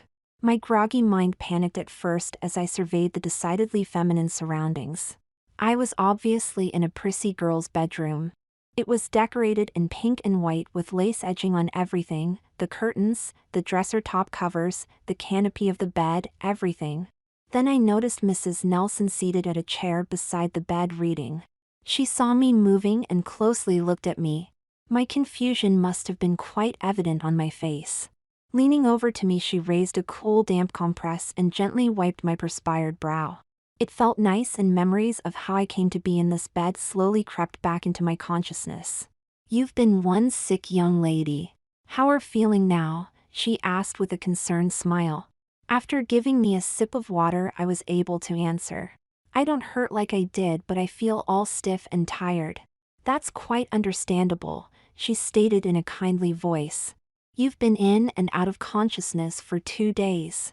I was almost ready to take you to the hospital." Fear engulfed me. If I was unconscious for 2 days, she must have discovered my true sex. "Did I, make a mess in bed?" I asked apprehensively. The look of panic on my face must have clearly shown, because she smiled at me in response to it. "You didn't embarrass yourself. Your sisters insisted on taking you to the bathroom 3 times each day. You were so out of it you probably don't remember, but between your stubbornness and that of your sisters, your personal needs were met." "Where are my sisters?" I asked softly, with great relief that my secret was still safe. "They're in the kitchen doing the dishes. They've been an immense help about the house," Mrs. Nelson warmly stated. "They told us you insisted upon taking nothing for free and made them and yourself work for everything you received. I'm delighted you've been able to do that and instill those ideals into your sisters. Your mother must have been an exceptional woman to have raised such polite, hard-working children." The mention of mother brought back my anguish, fears, frustrations, and my goal. Tears filled my eyes. Mrs. Nelson patted my hand, understanding my emotions. Then she left to get me some soup and sent in my sisters. The girls bounced into the room wearing short-sleeved summer dresses, anklets, and girlish strap shoes. I hadn't often seen them in dresses, and it had been over a year since the last time. As one, they asked how I felt then, and what I called their twin babble talk, proceeded to tell me how nice the Nelsons were being to us. When I asked about their clothes, they told me Mrs. Nelson had given them the outfits they had on. Returning with a bowl of warm soup, Mrs. Nelson shushed the girls out of the room and began to feed me once more. My protestations against this and my declarations of my ability to feed myself were ignored with a curt admonishment that I'd earned a break and should relax and enjoy being pampered. After eating, she left me quietly drift off to sleep once more while gently squeezing my hand. I awoke the next morning feeling much better and sat up without having the room spin. My sisters were snuggled on either side of me, sleeping peacefully. We were wearing our girlish nightgowns. Mrs. Nelson poked her head past the door and quietly looked at us. Seeing I was alert and feeling better, she entered. Gently she awakened the girls and told them to go to the bathroom to wash and dress. The girls hugged me once they saw I was feeling better and scampered out of the cozy bed to head to the bedroom door. Mrs. Nelson then sat on the edge of the bed and felt my forehead. "Well, Kristen, you're doing much better," Mrs. Nelson said with a warm smile that I returned. "As soon as your sisters are done bathing, it'll be your turn. I think you've recovered enough to take a shower, dress, and walk about a bit to start rebuilding your strength." I wondered why she'd called me Kristen instead of Chrissy, but she didn't give me chance to question her. She escorted me into a second bathroom. Once there, she had me sit on the closed commode and lean my head into the sink. After running the water until it was comfortably warm, she began to wash my hair. While I'm sure I'd had my hair washed by someone other than myself in the past, I had no memory of it. So this was a new and, as I quickly discovered, a very relaxing experience. Her fingers powerfully massaged my scalp as she washed, rinsed, and then conditioned my hair. I'd never felt so pampered. I knew it was wrong for a boy to pretend to be a girl, but a growing part of me simply ignored that reality and delighted in the feminine luxury.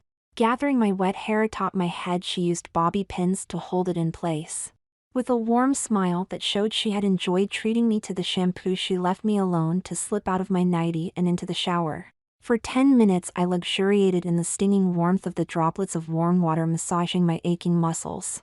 Mrs. Nelson returned as I was finishing and said, "I've hung some clothes for you on the door. You'll find shoes and socks on the floor." Then she left. When I heard the bathroom door click shut, I opened the shower door to grab a towel off the towel rack and dry off. After removing the bobby pins, I shook my head to allow my piled-up damp hair fall down and swirl wetly about my shoulders. Opening the shower door, I stepped out to get dressed. I promptly froze. For several moments I stood there staring at the clothes hanging on the door. "Are you all right, Kristen?" Mrs. Nelson asked after a gentle rap on the door. "Yeah, I'm all right," I stammered as I snapped myself out of my shock. It was only vaguely that I noticed she'd called me Kristen again. I knew I'd have to ask the girls how that came about. But what I saw on that door terrified me. "Good, you were so quiet I was getting worried," Mrs. Nelson explained. "Can you dress yourself or do you need help?" "I can dress myself," I hastily replied, not wanting her to come in and discover my true gender. "Okay, well then hurry or you'll be late for breakfast," Mrs. Nelson instructed. I forlornly looked at the clothes. Hung on top of the first hook was another pair of pink lace-edged nylon panties, but these also had a matching training bra. The next hook held a matching pink nylon slip lavishly trimmed with lace. The last hook held a light fluffy nylon pastel pink floral print sundress with French-cut lace sleeves. On the floor was a pair of white Mary Jane shoes and pink lace-topped anklets. Trying to stave off the inevitable, I picked up the hairdryer and brush to dry my damp hair. As I stroked and blew warm air through my locks, my anxiety grew. Repeatedly I had allowed my boyhood to be compromised for the sake of comfort. Fearfully glancing at the girlish clothes, I realized those tiny decisions were actually betrayals of my boyhood that were about to culminate in complete treason. Yet what could I do? If I buckled under the masculine revulsion I felt and declared my true gender, would I risk the safety of my sisters? The memory of Mom's last charge to me about getting my sisters safely to Grandma's finally overrode my boyish angst. I swallowed hard and slowly approached the clothes. I knew I had no choice but to put on the soft pretty clothes Mrs. Nelson had left for me. After all she'd done for me and my sisters, I had to cooperate. I owed it to her and had to maintain my feminine image in order to get us safely to Grandma. I reached out tentatively and touched the pretty panties.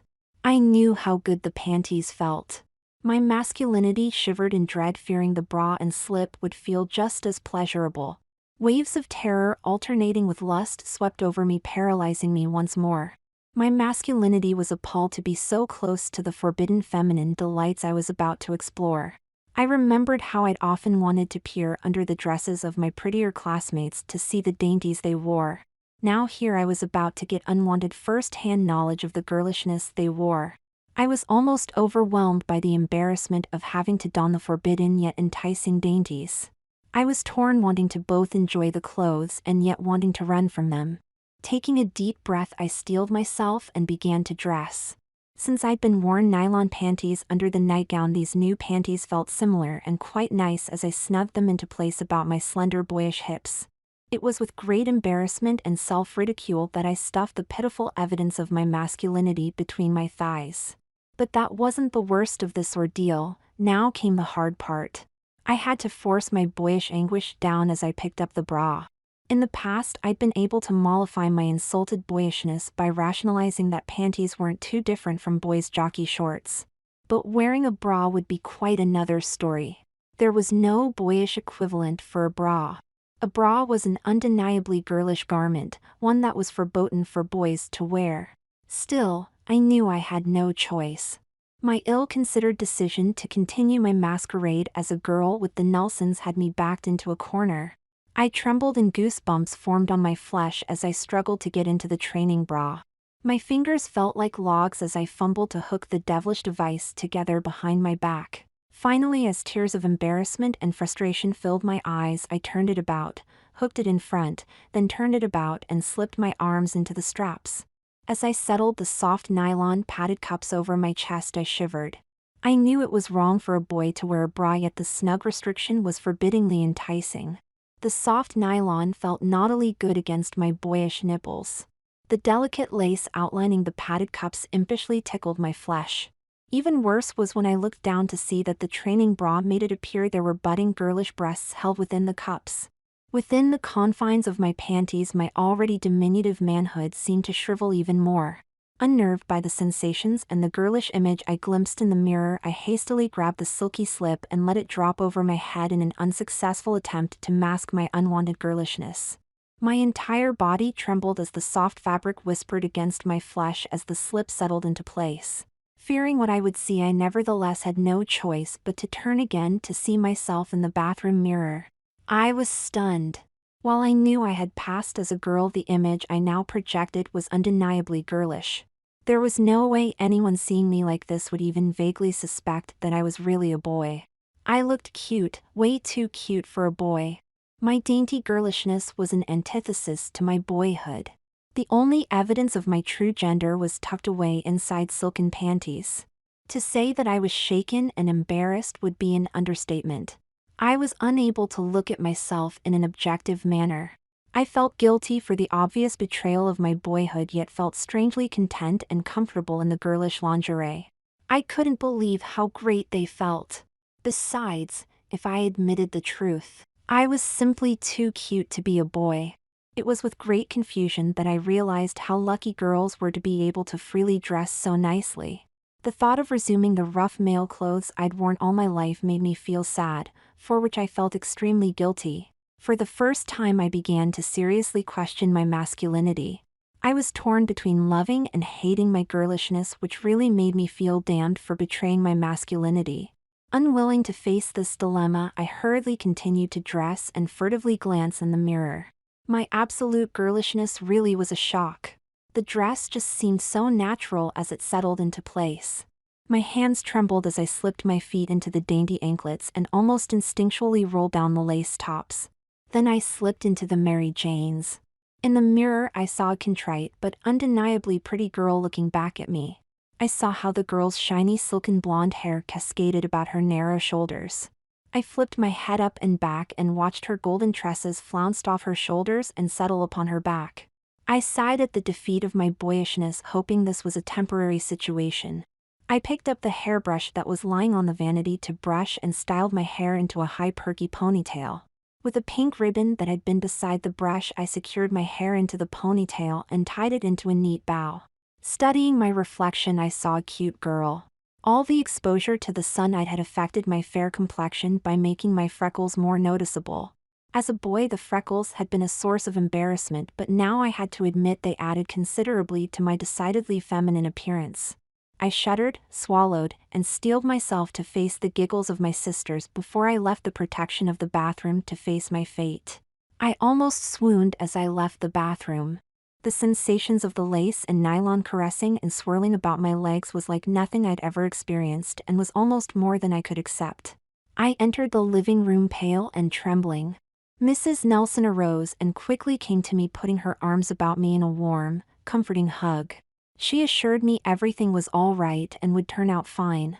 Lindy and Terry sat on the sofa looking at me with their mouths gaping in surprise and delight. I knew they were shocked by my undeniably feminine appearance. The giggling I'd expected from them never materialized. Instead, both girls smiled broadly in obvious delight and rushed to join in with the hug I was still receiving from Mrs. Nelson. Tears of joy were flowing down all our faces by the time the hug ended. We were all so choked up no one could speak. The girls later told me they had helped select the outfit I was wearing in an effort to embarrass me, but never expected me to look so natural in a dress. After a few moments, everyone had regained their composure, and I noted the girls were wearing outfits similar to mine. They were beaming, unmistakably proud of their pretty big sister. We all went to the kitchen for breakfast. Afterwards, while we cleaned up, I had a chance to question the girls about how I'd become Kristen. They grinned sheepishly and admitted they'd almost messed up and revealed I was a boy. Mrs. Nelson had stated that she disliked nicknames and asked them what our proper names were. Terry had begun to answer with my name is Terry, Lindy's name is Lindy, but Chrissy's name is Christopher. Fortunately, she'd caught herself mid-word, and it came out Christ, eh. Mrs. Nelson obviously interpreted her response as Kristen, and the twins were too flustered by the close call to correct her. So now I was Kristen. It seemed everything that was happening was thrusting me deeper into my masquerade as a girl. When we'd finished the dishes, we returned to the living room. Mr. Nelson was seated in a chair talking to his wife, and when he saw me he smiled broadly and gave me a wolf whistle. I felt my face growing extremely warm as I blushed. Stopping dead in my tracks, I smiled in embarrassment and lowered my gaze to the floor. The girls tried to stifle giggles at my discomfort, which only made my discomfort worse. Now you stop that right now, Mrs. Nelson scolded Mr. Nelson good-naturedly.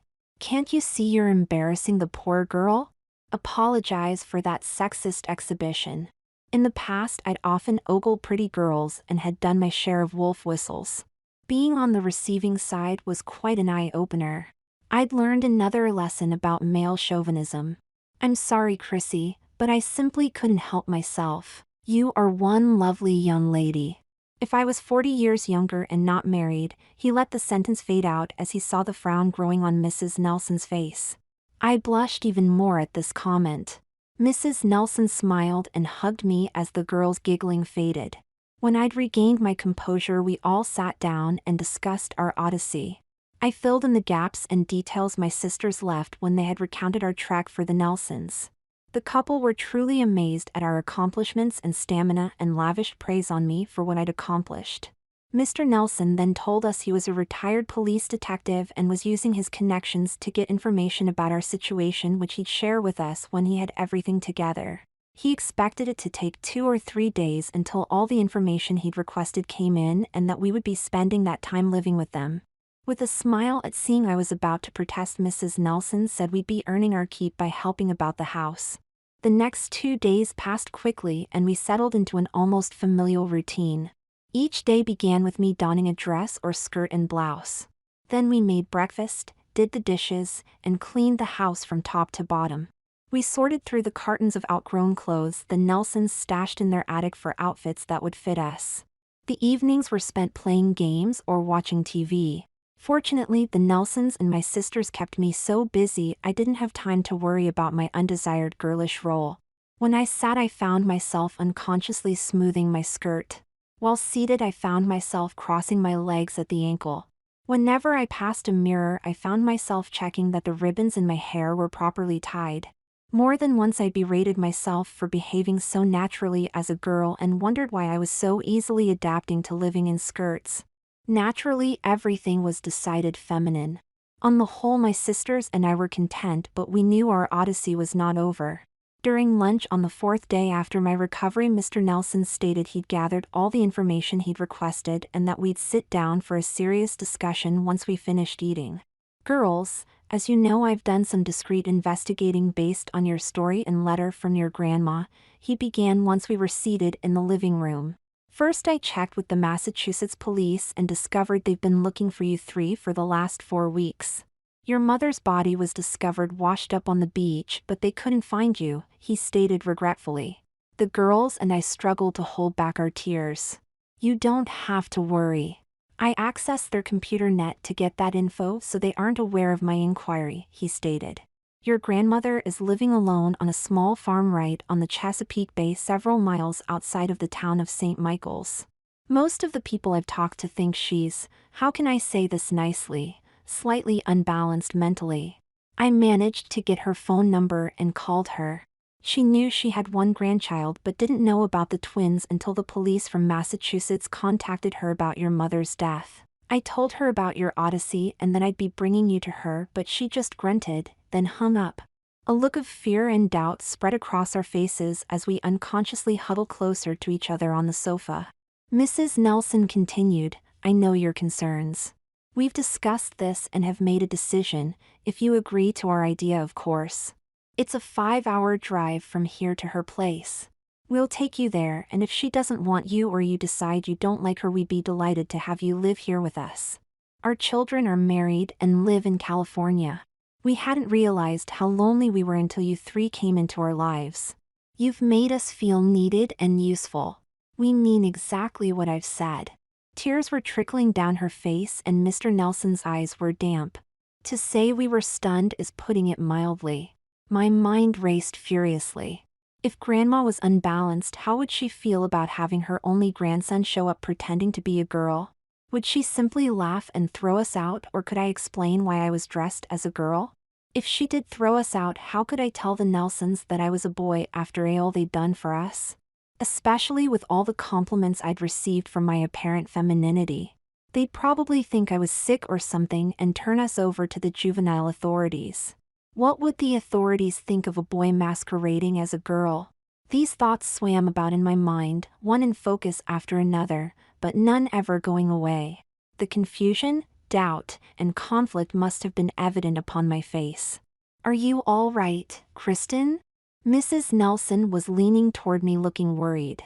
Yeah, I'm all right.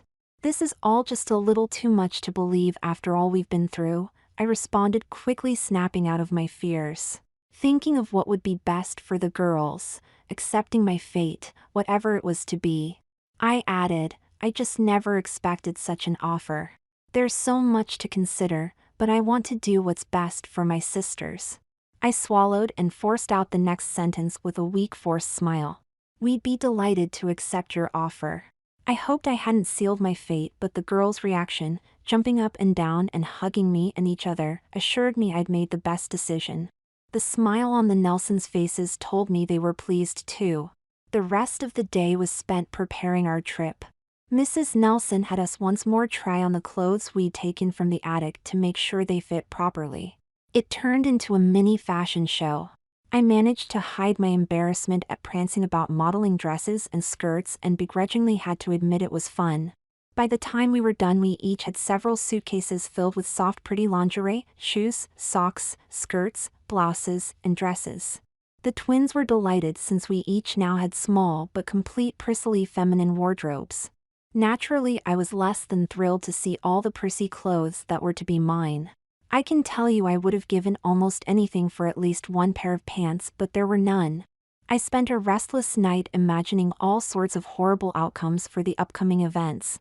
The twins awoke refreshed and eager. I was scared and tired to the point of not being able to think clearly. My sisters realized my bewilderment and guided me through our preparations. After showering and washing and drying our hair, we returned to the bedroom. I did what they told me to do and put on whatever they gave me in a zombie-like fashion. I felt as if I were outside my body watching as a boy assumed the image of a girl. I trembled as I slid the soft pink nylon white lace-edged panties up my slender, smooth, boyishly hairless legs. The lone sentinel of my manhood was compressed, hidden, and caressed by the silken garment. I allowed the girls to slip the matching pink lace nylon padded training bra onto my prepubescent boyish hairless chest. My nipples actually grew hard under the firm but gentle embrace of this bit of feminine garb. A matching pink lace slip was lowered enticingly over my shivering body. The lace hem ended mid-thigh and tickled my upper legs maddeningly whenever I moved. I wondered how I'd be able to stand this constant assault upon my defenseless boyish body. My consternation must have shown as Terry smiled smugly. "What's the matter, Kristen? Are you starting to like wearing these pretty clothes and dressing as a girl? Lindy and I both love dressing up like this and we're both glad you're our sister now. Now you can understand what we girls have to go through." Both girls giggled and hugged me. My embarrassed confusion was evident as her words sank in. I knew they weren't insulting me. I realized I'd been quite tough on them, driving them on all towards our goal, until now, when I found myself in skirts. Since then I'd softened considerably. I was much more compassionate. They really did want me to be their sister. I pondered their words as they sat me at the dresser. Terry slipped pink lace-topped anklets onto my feet and neatly rolled the tops down to show off the delicate lace. She then slipped a pair of white patent leather Mary Jane strap shoes into place. She then took my hands and trimmed and lacquered my nails with a light pink gloss. At the same time Lindy brushed my long blonde hair. She brushed a small bit forward over my face. Then taking a scissors she carefully trimmed the long locks off to create bangs that ended about half an inch above my naturally thin brows. She gathered the rest of my silken tresses into a by now familiar ponytail at the rear of the top of my head. She tied a pink satin ribbon into a perky bow to hold the bouncy ponytail in place. They had me stand as they slipped a pink nylon short-sleeved dress over my lingerie. It was a layered dress, the top a transparent light pink nylon that revealed the daintier pink satin underdress. The hem stopped 3 inches above my knees. They stood me before the full-length mirror while they hurriedly dressed. I just stood there staring at my reflection. I was terrified. I saw was a totally feminine cute preteen girl. Her sleek shapely legs were nicely accented by the shoes and lacy socks. The short flaring skirt of the dress as it swayed gently about her thighs amplified her every minute movement. The gentle swelling of her pert breasts was accentuated by the snug fit of the underdress about her torso. Her face was so beautiful makeup wasn't needed. Her open-eyed innocence was totally beguiling with its virginal purity. The light freckles sprinkled across her nose were set off by the blonde bangs of her silken hair. Her golden-maned ponytail seemed to be emerging like a fountain from the large pink satin bow atop her head with the loose tresses cascading behind her. She seemed to be radiating the very essence of blossoming girlhood. Then as I watched her expression slowly changed from one of slightly stunned confusion to one of smiling delight. I realized I was smiling at my reflection. I really felt guilty for liking what I saw, but I couldn't help it. The twins bounced up beside me, one grasping each arm. I saw in the mirror 3 lovely girls. The 2 on the outside were obviously twins and slightly younger versions of their pretty sister standing between them. They giggled at my discomfort and I had to join them, giggling at my own mixed feelings of guilt and simultaneous delight. We walked arm in arm to breakfast. I blushed as I thrilled to each tender caress and reminder to my sensitized body by the feminine finery I wore. The sickness had weakened me, the bubble bath, the bed rest in that soft bedroom, and the compliments about my apparent girlishness had made me highly receptive to the softness and femininity of my apparel. I felt extremely guilty for enjoying the clothes. My masculinity was waging an all-out war with my more logical mind as to what I wore, and losing. I wondered how I could love and hate something so intensely at the same time. The result of this inner turmoil was that I allowed myself to be swept along by the events happening around me while maintaining my secret, as the Nelsons assumed my awkwardness and hesitation was due to my tomboyishness. I sat between my sisters as we began the trip to Grandma's house. The girls giggled at the way I was constantly trying to tug my short skirt down to my knees. They were also constantly touching me, smoothing my skirt, holding my hand, hugging me, or occasionally adjusting the ribbon perched atop my long ponytail. Their actions kept me constantly and totally aware of what I wore and made me feel like I actually was a girl. Because of their constant attentions, I unsuccessfully tried to think of a way to explain my predicament to Grandma without getting her upset or letting the Nelsons know of my deception. I came up with and discarded hundreds of ideas. The hilly countryside of central New Jersey quickly gave way to the flatness of the southern coastal area. The girls and I both enjoyed spying the many inlets and bays and the numerous boats dotting the waterways. After an hour and a half, we reached the southern tip of New Jersey. I told the Nelsons it would probably have taken us 8 days to walk the 80 miles we'd driven. They just looked at us in disbelief at the casualness and confidence of my declaration. We had arrived in Cape May, New Jersey, and the signs indicated we were heading for the Cape May Lewis ferry. Now we had seen ferries about Cape Cod, but we were unprepared for the massiveness of the ship that sat at the dock. We'd seen a ferry for one car. But the Cape May Lewis ferry held 100 cars. We sat in stunned amazement as we drove onto the huge ship and parked. Mr. and Mrs. Nelson were smiling as they ushered us out of the car and up onto the passenger levels. We'd never been on a ship this size before. There were seats and benches and even a snack bar and souvenir stand. Once we were underway, we could feel the gentle sway of the ship as it steamed across the waves. The Nelsons led us outside where seagulls were flying about and even hovering to catch bits of food people tossed to them. While we watched, Mr. Nelson stepped inside for a few moments and returned with some snacks. As we dug in, he told us it was okay for us to share with seagulls, which we did. We then made our way to the bow and luxuriated in the fresh salty air as it blew in our faces. We could see several ocean-going ships and numerous smaller vessels sailing about the Delaware Bay. The bright sunny day and balmy summer breeze lulled me into a wistful remembrance of my past boisterous, rollicking boyhood days, which I feared might now forever be over. At first, my already shaken sense of boyishness felt uneasy as the wind teasingly fluttered my skirt about my legs, but that quickly passed as I began to revel in the delightful girlish sensations.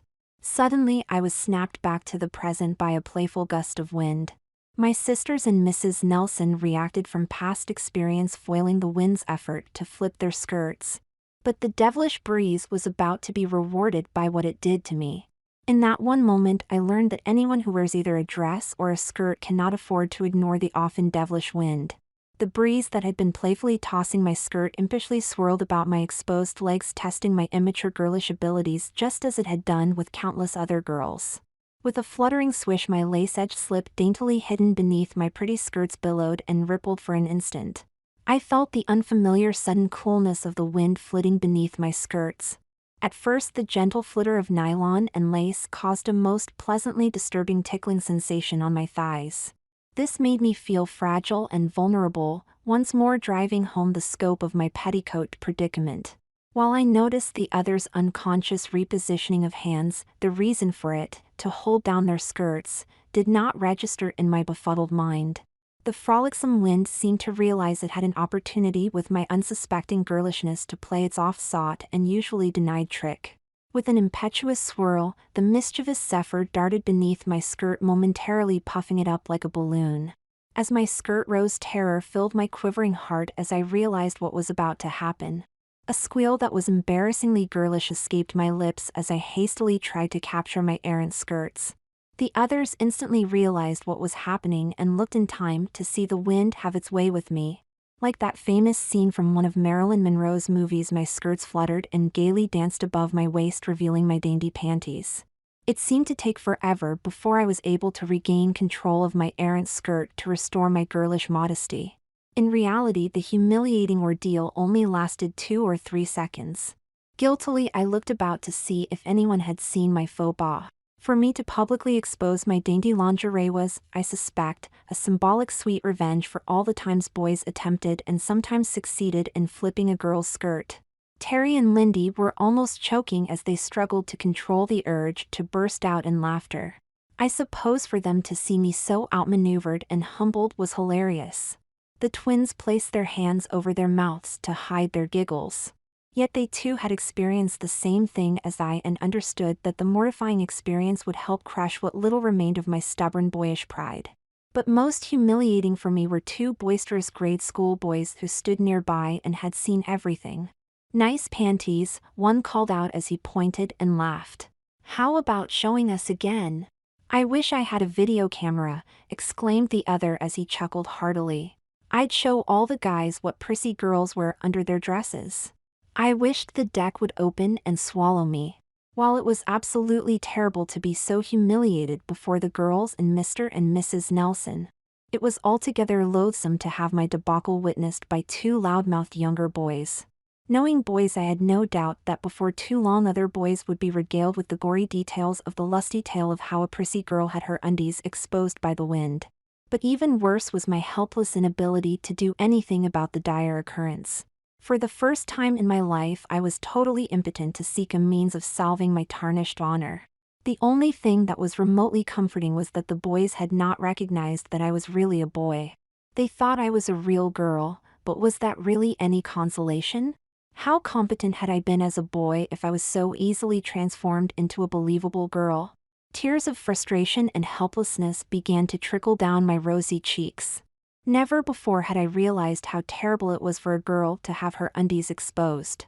To catch a glimpse of a girl's undies was one of the few ways a boy could satisfy his curiosity about the mysteries of the fairer sex without risking being labeled as a sissy. Often in the past I had watched girls on a windy day in the hopes that one would be careless enough to let the wind flip her skirt. I had often attempted to flip up a girl's skirt and in fact had succeeded quite often in completing the dastardly deed.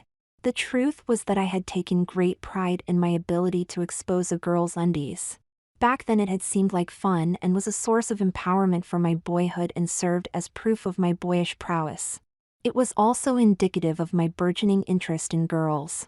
Now that the skirt was about the other waist, to paraphrase a well-used old saying, now that I was the girl being victimized, those heretofore honorific deeds and thoughts seemed out of place and abhorrent. I wished I could undo all the misery I had caused girls by my crude macho efforts to spy a girl's undies. I felt an urge to warn all boys how horrible it felt to have one's undies exposed. This singular event, more than anything else that had occurred on this momentous day, drove home the point of just how different my life could be from this day forward. Unable to handle the dichotomy of my plight, I helplessly looked to Mrs. Nelson for succor. She reached out for me as I burst into tears and flung myself into her comforting arms. While they could not help giggling, Terry and Lindy felt instantaneous compassion for me. They understood I was delving deeply into the uncharted waters of girlhood. They decided to do all they could to make my transition comfortable. Mr. Nelson tried his best to be discreet and led my sisters towards the stern while Mrs. Nelson ushered me back inside the passenger lounge until I regained my composure. As we took a seat, I buried my face in Mrs. Nelson's embrace and sobbed quietly. Not only was I crying about the humiliation of my skirt flipping up to expose my panties, I was crying about the apparent loss of my boyhood. I had always been such a stoic and hardy boy, staunchly resisting anything that might even remotely make me appear to be a sissy. The death of my mother 32 days ago had forced me to change. Mother's last request sent me on this quest to get my sisters and myself to grandmother's home. In order to complete this odyssey, I'd been forced to steadily compromise my masculine principles. Each time the circumstances goaded me into allowing myself to appear to be a girl in order to get what we needed to continue our odyssey. The problem was that our circumstances never gave me a chance to return to being the boy I'd been before all this began. Each time I'd been forced deeper and deeper into an unwanted girlhood. Now I was in a dress. But even more disturbing to my shaken boyhood was that I was starting to like being a girl. In a few hours I'd be at our destination, we'd be at Grandma's home. How would she take my deception? I had no answer to that or any other questions my girlish masquerade engendered, since my weakened physical condition befuddled my thoughts.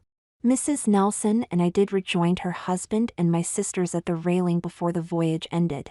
By then I had once more, not by choice but by circumstance, assumed the guise of a demure pretty preteen girl. As far as my sisters and I were concerned, the 70-minute 17-mile voyage across Delaware Bay ended way too soon. They loved being out on the water as much as Mother had, but they were also anxious to meet Grandma and explore their new home. I had been hoping to be able to work out my gender identity problems before we arrived at what I hoped would be our new home. The traffic thinned out quickly once we made our way out of Lewes, Delaware. The 75-mile drive to St. Michael's, Maryland took us 2 hours. It took us another 20 minutes before we reached the dirt road that led to our destination. I never resolved my dilemma before we were driving down her driveway to the farmette. We passed through a scraggly but fruit-laden orchard. I was almost panicking as we stopped in front of a sturdy 2-story brick farmhouse, although the paint on the windows and porch was peeling. Across a neatly trimmed lawn was a small barn that had once been painted a bright red. Large shade trees surrounded the house and a stand of pine trees had been planted to serve as a windbreak from the chilly north wind. The farmette rested on a small peninsula beyond which was a fantastic view of a peaceful cove. A short dock extended into the calm water. I was later to learn that Grandma's farmette was at end of 1.5-mile dirt road on a partially wooded peninsula off the eastern bank of the Chesapeake Bay north of the Choptank River. Broad Creek lay to the east, Leadenham Creek was to the north, and Balls Creek lay to the south of the small peninsula. It was obvious that while a bit run down at one time, the farmette had been well maintained. With a little work it could be warm and inviting. Due to the solitude of the area, the sound of the tires crunching on the gravel driveway announced our arrival. A woman who appeared to be in her late 40s stepped out of the house onto the porch. My sisters and I gasped in shock as we saw that she was an older version of our mother. Mr. Nelson exited the car and greeted the woman while Mrs. Nelson ushered us out and straightened our dresses and ribbons. My stomach was churning madly as Mrs. Nelson swished my skirt. The car served to hide us and the conversation on the porch was inaudible to us. I was terrified and felt the need of a bathroom as I nervously wrung my hands while my lips were trembling. Mr. Nelson called to Mrs. Nelson to bring us forward. I shuffled along behind the twins. I was shivering and squeezing my thighs to hold my suddenly bursting bladder. My anxiety reached its height as I furtively glanced at Grandma. She was looking right at me with her eyes boring into me.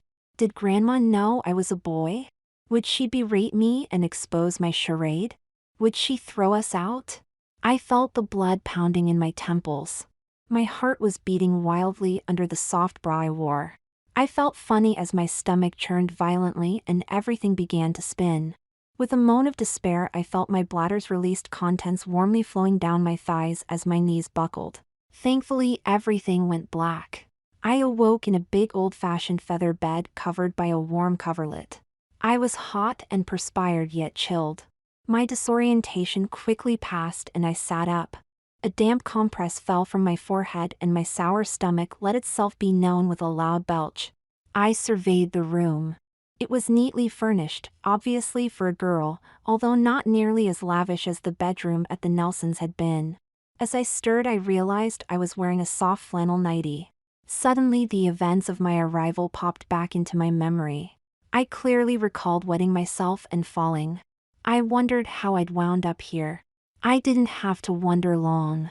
The door to the room opened and the woman I'd seen standing on the porch entered. It had to be Grandma. She looked at me with piercing blue eyes. I swallowed nervously and almost passed out once more. "You'd better lie back down. You're not well enough to be up yet," she said in the same soothing voice with the same inflections and accents Mother had used on us to comfort us whenever we'd been ill. She didn't seem to be mentally unbalanced or threatening. I automatically obeyed and calmed down immediately. "You've had a very trying summer," she said as she sat beside the bed and replaced the compress. I felt her love reaching out to me. My eyes grew damp. "Grandma." "It'll be all right," Grandma declared. "Mr. Nelson carried you in here. While we made sure you were all right, the Nelsons told me all about your odyssey. When I thanked them for what they'd done for you, they seemed a bit upset. They realized I'm not a mean ogre and intend to keep all 3 of you. I think they were hoping to have you stay with them. They seemed relieved when I told them they'd be welcome to come visit anytime. They felt a bit awkward about intruding on our getting to know each other and left. Your sisters and I undressed you, cleaned you up, and put you in the nightie. I swallowed nervously and paled a bit more if that was possible. Then you know. She smiled and hugged me tenderly. I've known you were a boy since you were born. Your mother never wrote me, but she did write a letter to her best girlfriend. She shared the letter with me because she knew how worried I was about Carol, your mother. I didn't know about the twins until the police contacted me about your mother's death. You don't have to fret about your masquerade. The girls explained how it all came about. I suppose it's been quite rough on you. Most boys would have never been tough enough to allow themselves to do what you did to keep the family together. You must be quite sure of your manhood to allow yourself to be called a girl. I'd done it. I had gotten the girls and myself to Grandma and she was going to keep us. I returned her hug and sobbed in relief. She stroked my long hair soothingly as she gently rocked me until I stopped crying. Please don't be offended by what I'm about to say, but it needs to be said, Grandma began gently. You look very natural and pretty in dresses. Your sisters tell me you behaved quite naturally as a girl and that they'd like you to remain their sister. I'm not asking you to do that, but I need you to tell me honestly, you have enjoyed your time in skirts, haven't you? She could feel me shift uncomfortably. I debated my answer. I had enjoyed being mistaken for a delicate femininely clad girl, but I felt so guilty about it. I finally nodded my head affirmatively while I snugged closer to this woman whom I didn't know, yet did. With a squeeze of affection she broke our hug and held me at arm's length. I'm glad you've been honest. I respect you for that and for what you've done and sacrificed. I'll admit I was afraid of having you come here, after all. I felt as if I'd failed as a mother when your mother ran off. When I heard she died and you were missing, I felt lost. The call from Mr. Nelson reawakened my desire for a family, and my fears, especially when he told me my 3 granddaughters were safe. I decided I wanted you and I'd figured out how you'd become my granddaughter when you arrived. As you came around their car, I could see you weren't well and that you weren't comfortable in your role as a girl. But you looked so sweet.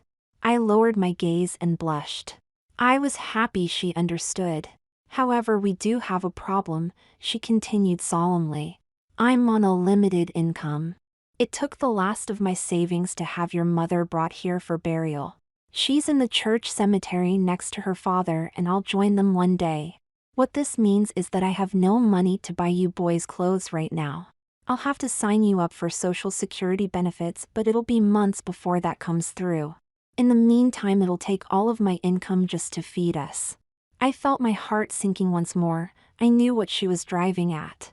I'd have to wear the clothes the Nelsons supplied us. I'd be in dresses for a while longer, and since I had no choice, I didn't have to feel guilty. Was this bad or good? Grandma saw my confusion. You know, I'm sorry. I wish I could do something. Try to get some rest. Kristen, you need it. When I awoke the next morning, I felt better. We had a home, my sister's odyssey was over, but what of mine? I slid out of bed and padded barefooted to the bathroom. I'd grown used to wearing my flannel nightie much quicker than I wanted to admit. I liked wearing it. I enjoyed the way the ruffle of the long skirt brushed my ankles with each step. I was almost glad I could continue wearing it, at least for a while.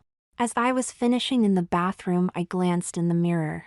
I was perplexed when I realized I'd unconsciously brushed my new bangs into place and had tied a pink ribbon into a nice bow to hold my bouncy ponytail up high on the top of my head, just as I'd been doing for days.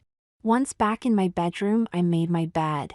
Then I removed my nightie and panties, folded them neatly, and placed them under my pillow. I was frightened to realize I was behaving like a girl, after all. I was still a boy, wasn't I? I picked a pair of soft lace-trimmed panties and stepped into them. I couldn't stop myself from smiling as I snugged them about my bottom. The soft caress of the fabric caused me to blush. Since I didn't have to continue my masquerade of pretending to be a girl, I just had to wear girls' clothes. I skipped putting on a bra.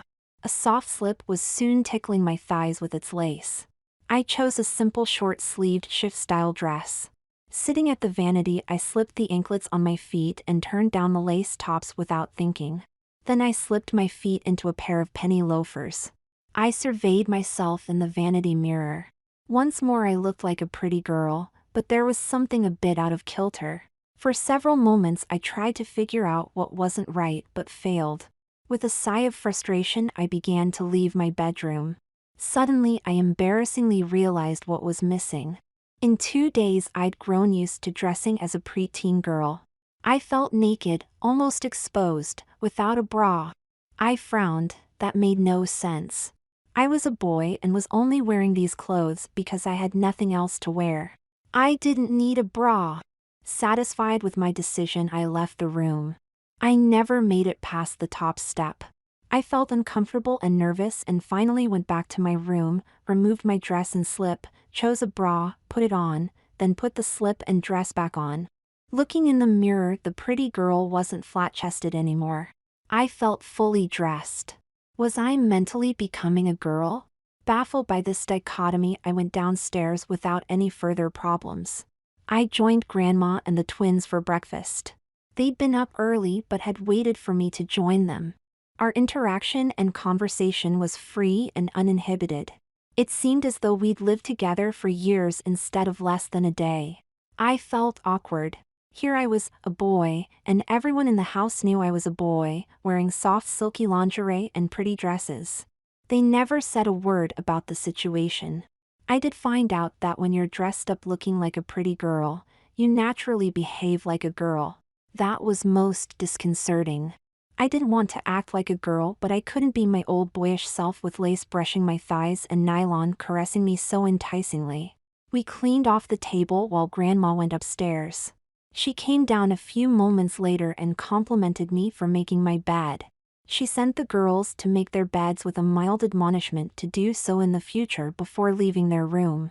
She helped me do the dishes. "Kristen," she began, "I think it's best we call you that as long as you have to dress as a girl. I'm pleased you've taken such care to be sure your appearance is so feminine. Your impersonation of a girl is extremely good. You're smart to realize no one would begin to suspect you're really a boy dressed as you are." I blushed and took her compliment as it was meant, double-edged, praising my girlishness and warning me to continue to be girlish. Just then the twins came skipping into the room. They helped put the dishes away. The rest of the day was spent getting to know one another and explore the farmette. I was impressed by the size of the vegetable garden Grandma had planted. She explained she froze or canned much of what she grew to support herself. We learned a lot about Grandma. Grandma had been deeply hurt when Mom left and Grandpa reinforced that hurt. It wasn't until after he died that Grandma realized how old-fashioned he'd been and how repressed he'd kept her and Mom. Since then she'd begun to grow and open. Her current views were considered quite liberal by her still conservative neighbors and acquaintances, which had resulted in her being labeled as slightly unbalanced by them. We already knew this was far from the case. Mother's last letter had broken down the final barrier of her past. Unfortunately, she'd sent her reply immediately, and it wasn't until a week later that she'd realized her error. She had sent a second letter inviting Mom to come home. That letter was how the police knew who to contact about her death. We discovered Grandma was only 47, and we were equally surprised to realize that my birthday and that of the twins had passed while we were on the road without our even realizing it. Thinking back, I realized my birthday had been on the day we cleaned the bakery, the day I took the first step towards knowingly impersonating a girl. Grandma thought it a bit ironic that Kristen had the same birthday as Christopher, only 12 years apart. This led to another realization. The summer was almost half over. We'd left Massachusetts just after the school year had ended. We'd spent the last 2 weeks of June and the first 2 weeks of July on the road. 4 weeks altogether. We'd spent a week with the Nelsons. This meant that the new school year would be starting in less than 6 weeks. We had a lot to do. The next day after breakfast we sat down and began to make a list of things we needed to do. The authorities in Massachusetts had to be notified that we were safe with Grandma and the search called off. The local school had to be notified that 2 new 4th graders and 1 new 7th grader were to be enrolled. Social Security had to be notified of our mother's death as well as our location and status as orphans so we could be signed up for survivor benefits. Most important as far as I was concerned was to somehow get at least one set of boys' clothes for me to wear to school, even if I still had to wear dresses at home. A few weeks ago I'd have been fiercely opposed to the notion that I might have to wear even one innocuous item of girls' clothes, yet now I actually hoped I'd have to wear dresses at least part-time. Reluctantly, I had to admit I was beginning to like pretending to be a pretty girl. After lunch, Grandma started placing the appropriate calls. The girls and I cleaned up the breakfast and lunch dishes, then dusted and vacuumed the entire house. The afternoon was almost over by the time Grandma finished making all the calls. "Well, everything has been set in motion," Grandma told us with a smile. "I even located a place to get some boys' clothes for Kristen. Now, how about a special treat? Since it was a beautiful day, Grandma suggested we picnic overlooking the bay." Quickly gathering what we needed, we headed out to the picnic table located under the trees at the edge of the orchard by the dock. While Grandma and I spread out the tablecloth and parceled out the food, the twins went to the vegetable garden to pick some fresh tomatoes. I jumped and almost ran for cover as the twins returned with several large tomatoes and the local sheriff. He was a large, strong, good-looking man in his mid to late 20s. A summer spent evading the police had instilled a fear of men in uniform in me. I quickly realized we were safe here and relaxed just a bit. "Good afternoon, Mrs. O'Brien, girls," he politely announced, nodding at each of us but staring intently at me. "Good afternoon, Leroy," responded Grandma. "It's been a long time. What brings you all the way out here? This isn't just a social call, is it?" "No, ma'am," he replied uneasily as he removed his hat and fingered the brim uneasily. "This is official business. I got a call earlier from the Massachusetts police about 3 missing children." My heart fluttered and I saw the twins tense. It seems they got a call from someone claiming to be the grandmother of the children, telling them they were safe right here in St. Michael's. They asked me to verify that. We all relaxed. We were safe. "These have to be Carol's daughters," he said with surprising tenderness. "They sure do look like her. She was one of the prettiest girls in town." Then he looked right at me as he continued. "I've already met Terry and Lindy, so you must be Kristen." For a moment he seemed to choke up. "You are the spitting image of your mother." His voice grew hoarse. "I thought at first you were her." He swallowed and turned bright red. Then he steeled himself before continuing in his normal voice. "We went to school together, your mother and I. I always had a crush on her. Seeing you sure brings back a lot of memories." I didn't know what to do. I blushed and lowered my eaves while nervously toying with the hem of my sundress. After a big sigh he went on, now addressing Grandma. "I'll let the authorities from Massachusetts know they're safe. I had a call from the social service people over from the county seat asking about the children too. I'll let them know you've got 3 lovely granddaughters. Did you contact the school yet?" "Yes, I called them this morning," Grandma said as she smiled at us. "And I thank you for the compliment, they are very lovely. Well, I've interrupted you enough, I'll let you get back to your picnic. Good day, and welcome home, girls." With a penetrating, lingering glance at me, he left. Grandma told us to sit. I unconsciously smoothed my skirt as I sat while Grandma watched me intently. We the twins babbled about this and that I was uneasily thinking about how the sheriff kept looking at me. Grandma wasn't talking much either, and I grew increasingly uncomfortable as I realized Grandma was studying me. "What's the matter, Grandma?" I blurted out when I couldn't take it any longer. She took a deep breath and began. "I'm afraid we have a problem." The girls and I both looked at her as a bit of fear grew in us. We had finally found what we'd thought was to be our home. Now some trouble was threatening it and we didn't even know what it was. I feared I was the cause. "Kristen, you do look just like your mother," Grandma continued. "I have to tell you something, and it must never be repeated by any of us. It would hurt too many people. Leroy, Sheriff Stubbs didn't just have a crush on your mother, they were head over heels in love. I have no idea who is the father of Lindy and Terry. I never learned anything about him since your mother met him after she ran away. However, I do know Kristen's father. The twins and I were startled. We looked wide-eyed at each other. We'd always assumed we'd had the same father. Kristen, you just met your father. I looked down the road. Sheriff Stubbs had just left a pond with my mouth hanging open. He was my father. That big, strong, good-looking man was my father. My heart raced. I'd never known any man as a father. Now I knew mine, and he thought I was a girl. I was speechless and overwhelmed as tears started to trickle down my face. Honey, Grandma said lovingly, you must not let anyone know. He's married now with 2 sons. One is 7 and the other 6.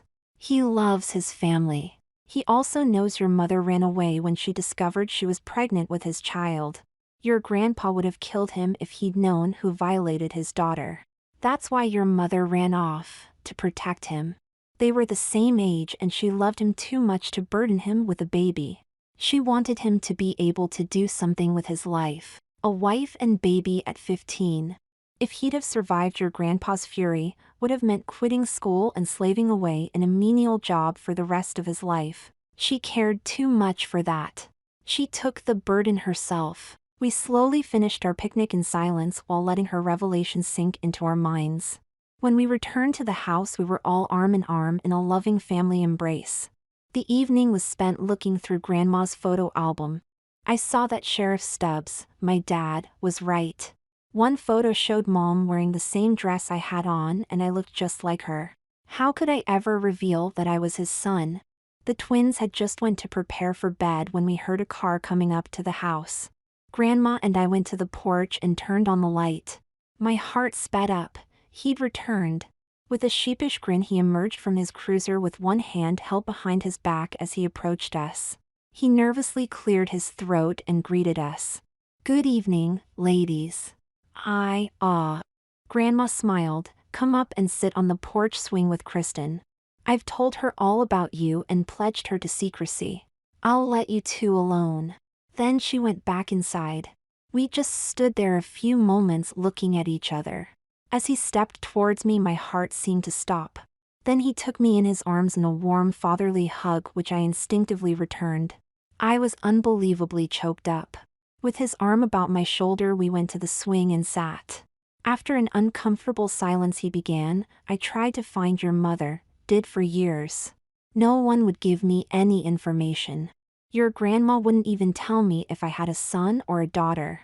I never knew until I saw you this afternoon. I stiffened.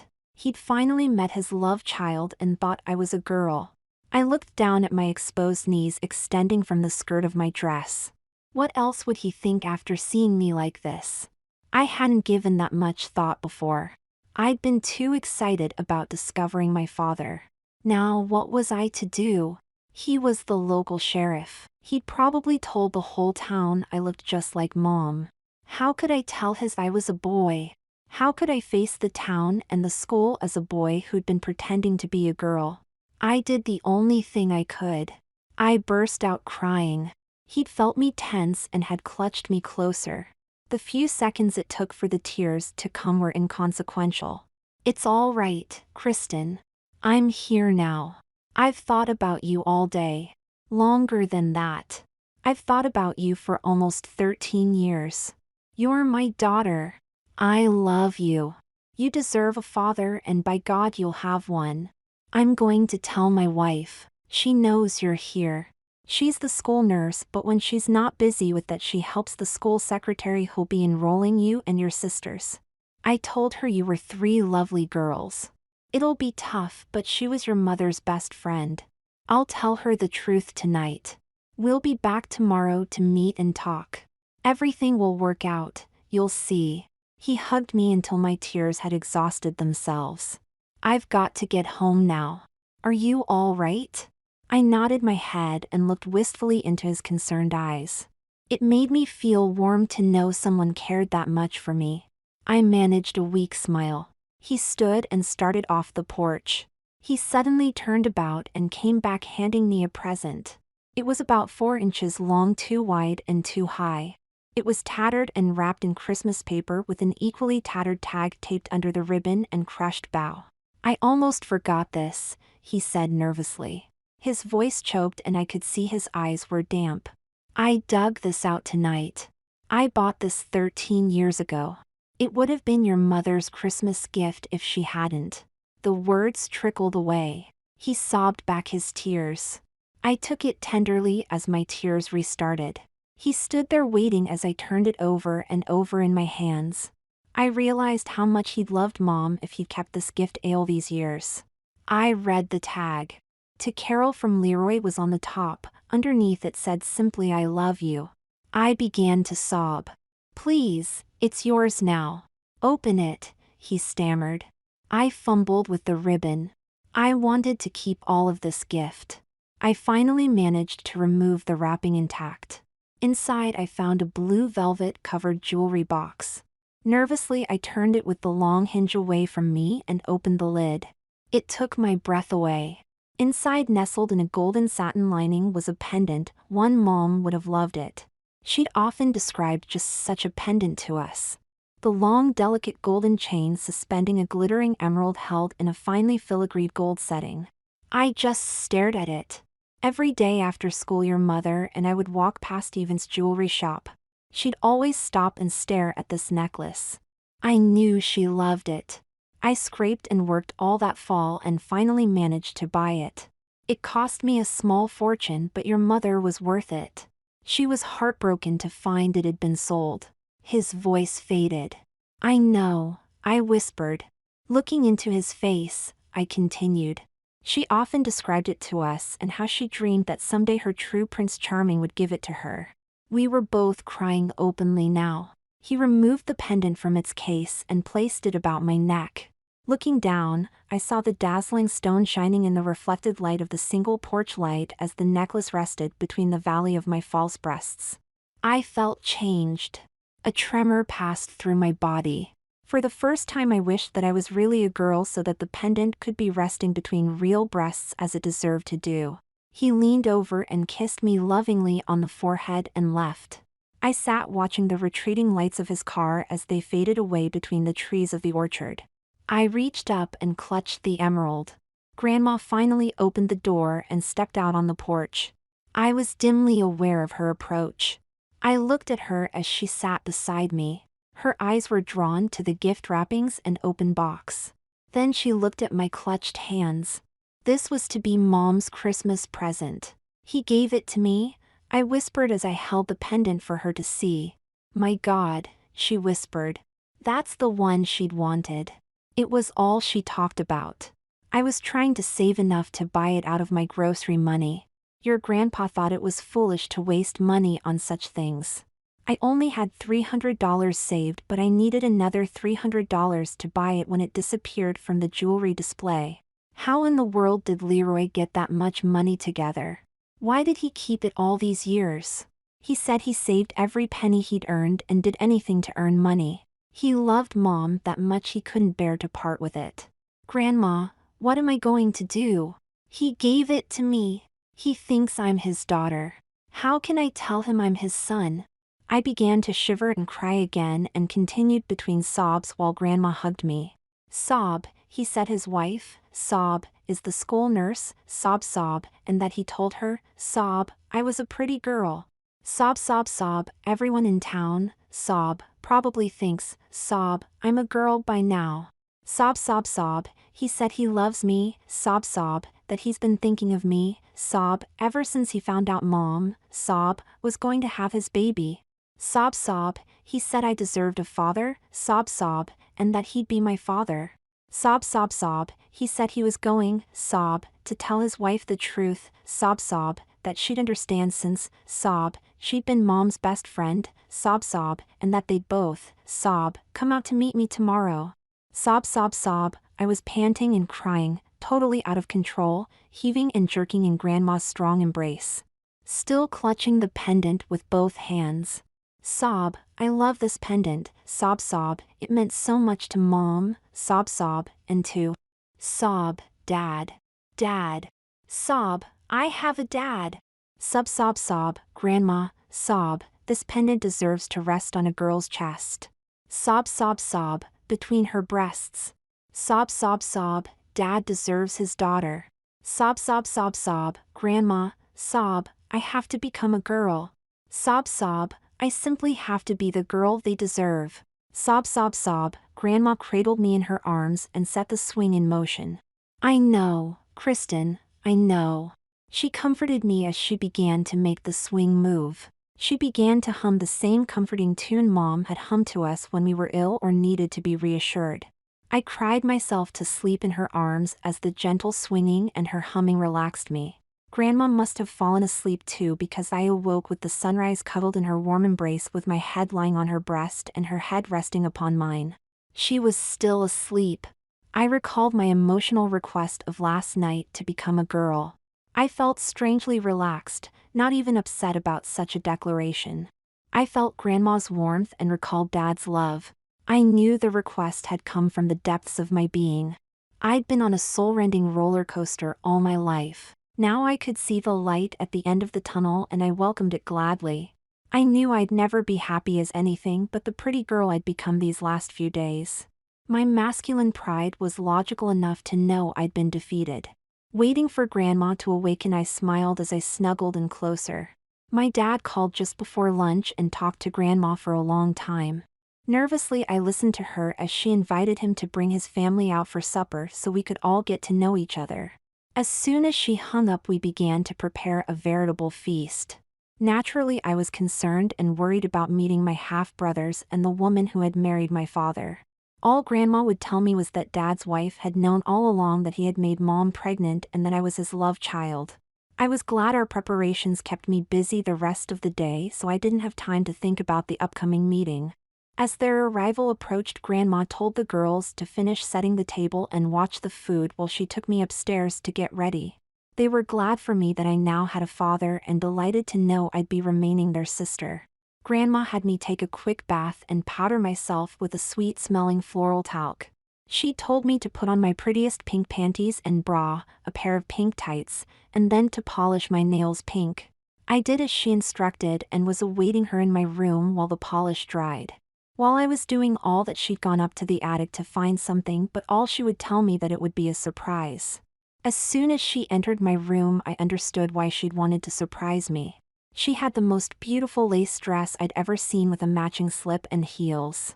I made this for your mother's confirmation when she was your age, my beaming Grandma stated. I'm pretty sure it will fit you. I think it will be very appropriate for this special occasion. Grandma, it's beautiful, I whispered, totally awed by the gorgeous dress. Do you really want me to wear it? I was still a bit frightened about my decision to maintain my girlish disguise. Second thoughts, you know? That dress would leave no doubts as to my femininity. Grandma hung the outfit on a hook on the inside of the door. Then she removed the pink slip from its hanger and lowered it over my head. It was the softest, silkiest, laciest piece of fluff I'd ever seen, much less worn.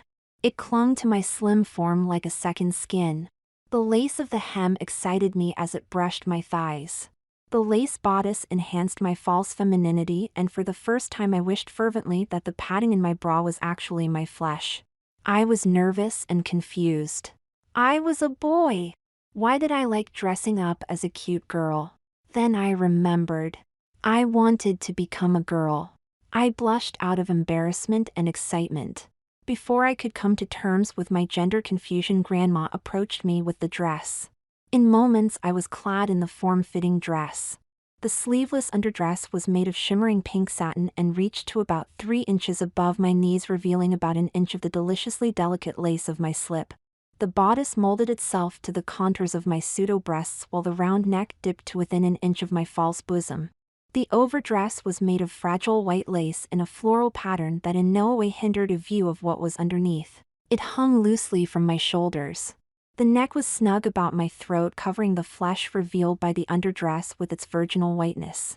It had long puffy sleeves of the same luscious lace that made my slim arms appear to be femininely fragile. The cuffs were elasticized about my wrists, leaving a 2-inch ruffle encircling my small hands, which really set off my pink manicured nails. The outfit had a sash of the same lacy fabric which Grandma snugged about my waist, tying the ends into a pert bow behind me.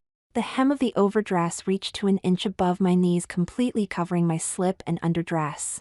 Grandma knelt beside me and slipped the white 2-inch heels onto my nylon-clad feet and snugged the delicate straps across my insteps.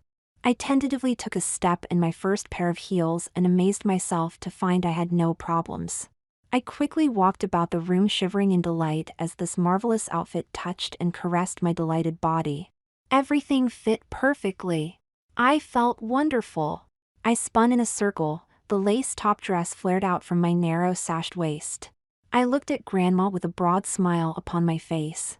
Tears were trickling down her cheeks, tears of joy. I skipped to her for a nice long hug. She was choking back her tears as she brushed my long straight blonde hair. After making sure my bangs were just right, she took a lace tie made of the same fabric as the top dress, slipped it under my hair behind my neck, and brought the ends together atop my head, tying the ends into a bow. My hair now hung about an inch below my shoulders. I tenderly picked up the emerald pendant and slipped it about my neck. It realty looked perfect upon my girlish bosom.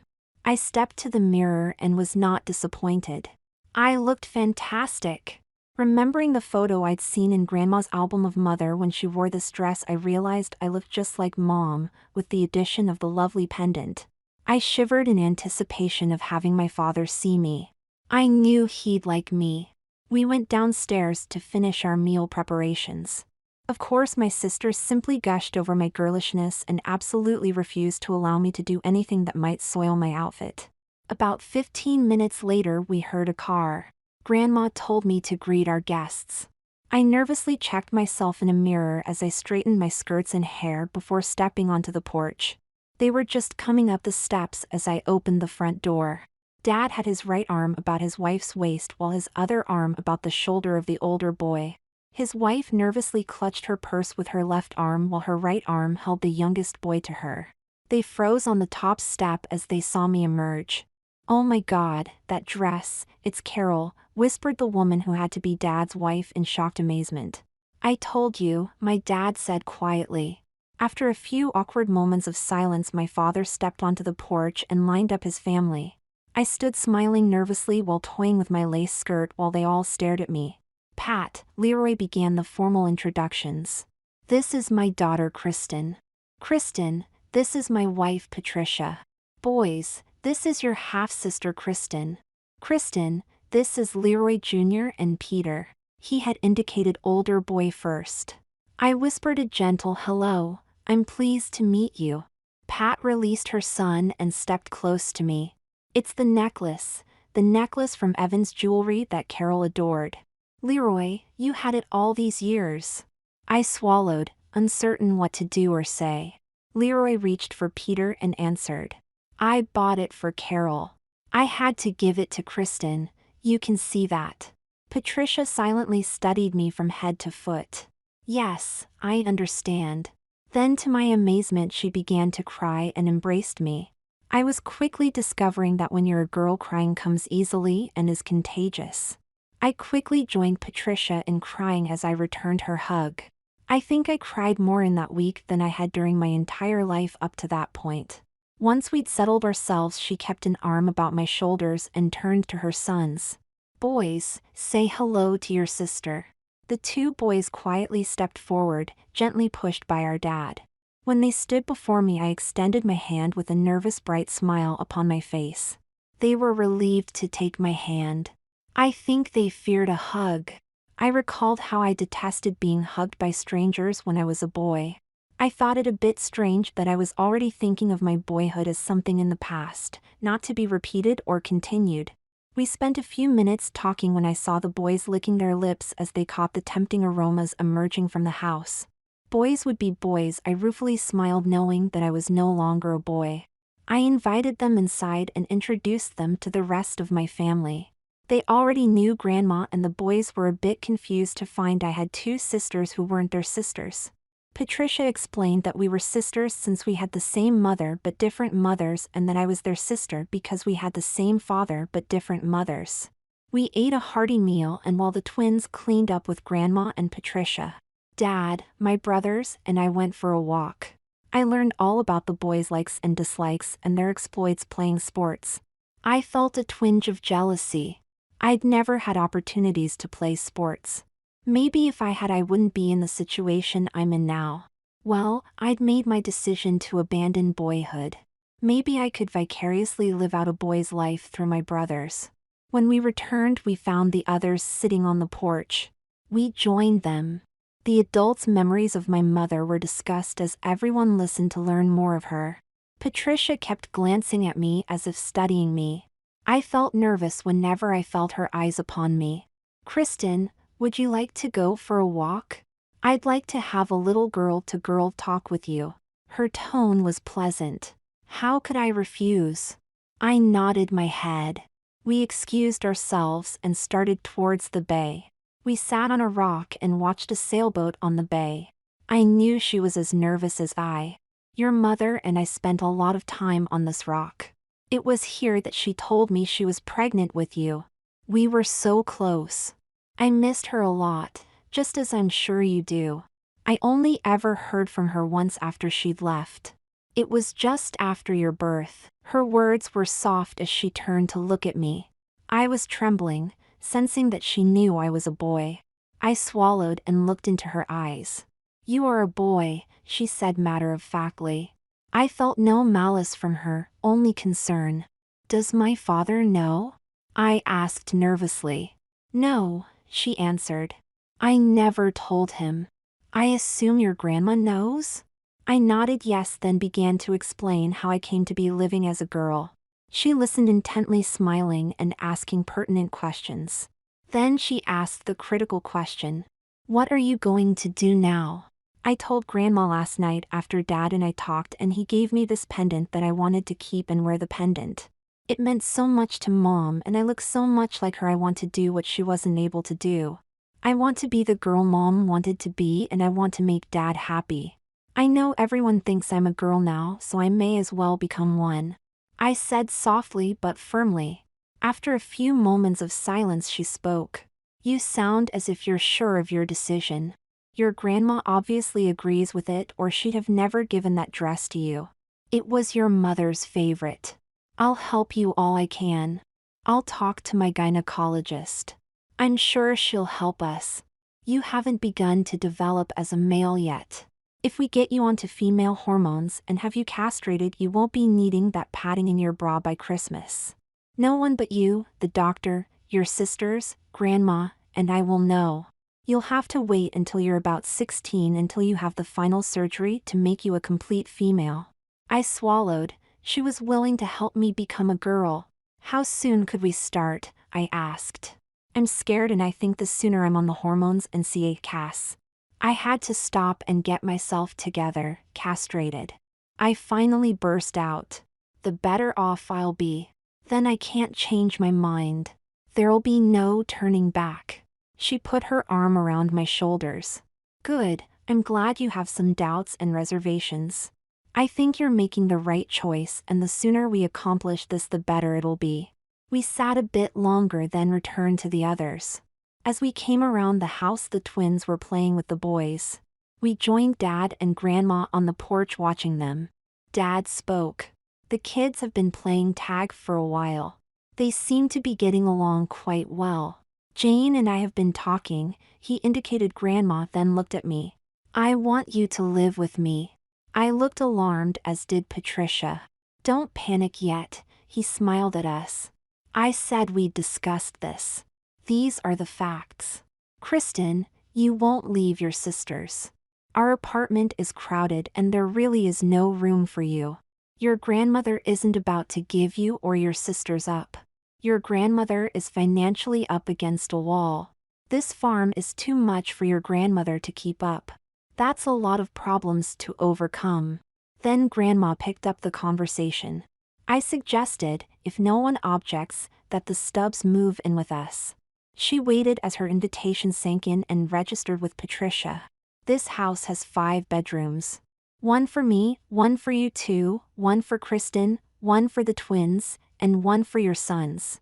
We'd have to add another bath, but the laundry room can be converted to one. I've a huge kitchen, nice dining room, large living room, and a study Leroy can use for an office. We can remodel the basement into a laundry room and a rec room. There's plenty of running room here and we've got the barn. I think it's the best option we have. I won't mind having 3 daughters if you don't, Dad stated as he looked at Pat. We can even adopt Lindy and Terry. What do you say? I sat on the edge of my seat with my fingers crossed and eyes bright.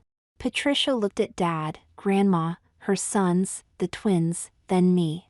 I'd love a large family. She smiled. The kids stopped their game when they heard us crying and saw us hugging. Their curiosity and concern brought them to us quickly. After a quick explanation, they joined in our hugs. Epilogue: things happened quickly after that. We cleaned the bedrooms. Dad knew an unemployed carpenter and he was at work by Thursday afternoon adding the new bathroom, a powder room, redoing the laundry room, and finishing the basement into a rec room. Friday morning Patricia came out with the boys. They'd been packing and were planning to move in over the weekend. After lunch she asked me to come into town to get a few things while Grandma looked after the boys. After picking up a prescription and some first aid supplies she took me across the street. The sign said Dr. Jones, gynecologist. I looked at Patricia apprehensively. She smiled reassuringly and led me in. The surgery was frightening, but when we emerged I knew I was no longer a boy. The prescriptions and first aid supplies had been for me. We became one big happy family. There were some minor fights, but nothing major. I soon discovered myself in the role of big sister to 4 rambunctious siblings. Patricia was right, by Christmas I did fill out my bra. I loved it. Dad had been told my illness during our odyssey led to a major infection in my feminine organs to explain my frequent trips to the gynecologist, the prescriptions, and when I was 16 my hysterectomy. I was a woman. I graduated at the top of my class, the most popular girl in school, and according to Dad, the prettiest homecoming queen the school had ever had. I never wanted for dates. I met a nice guy while in college and after he asked me to marry him I told him I would if he still wanted me after I told him a secret. You just read The Secret. We're getting married tomorrow at dawn on a bluff overlooking the bay.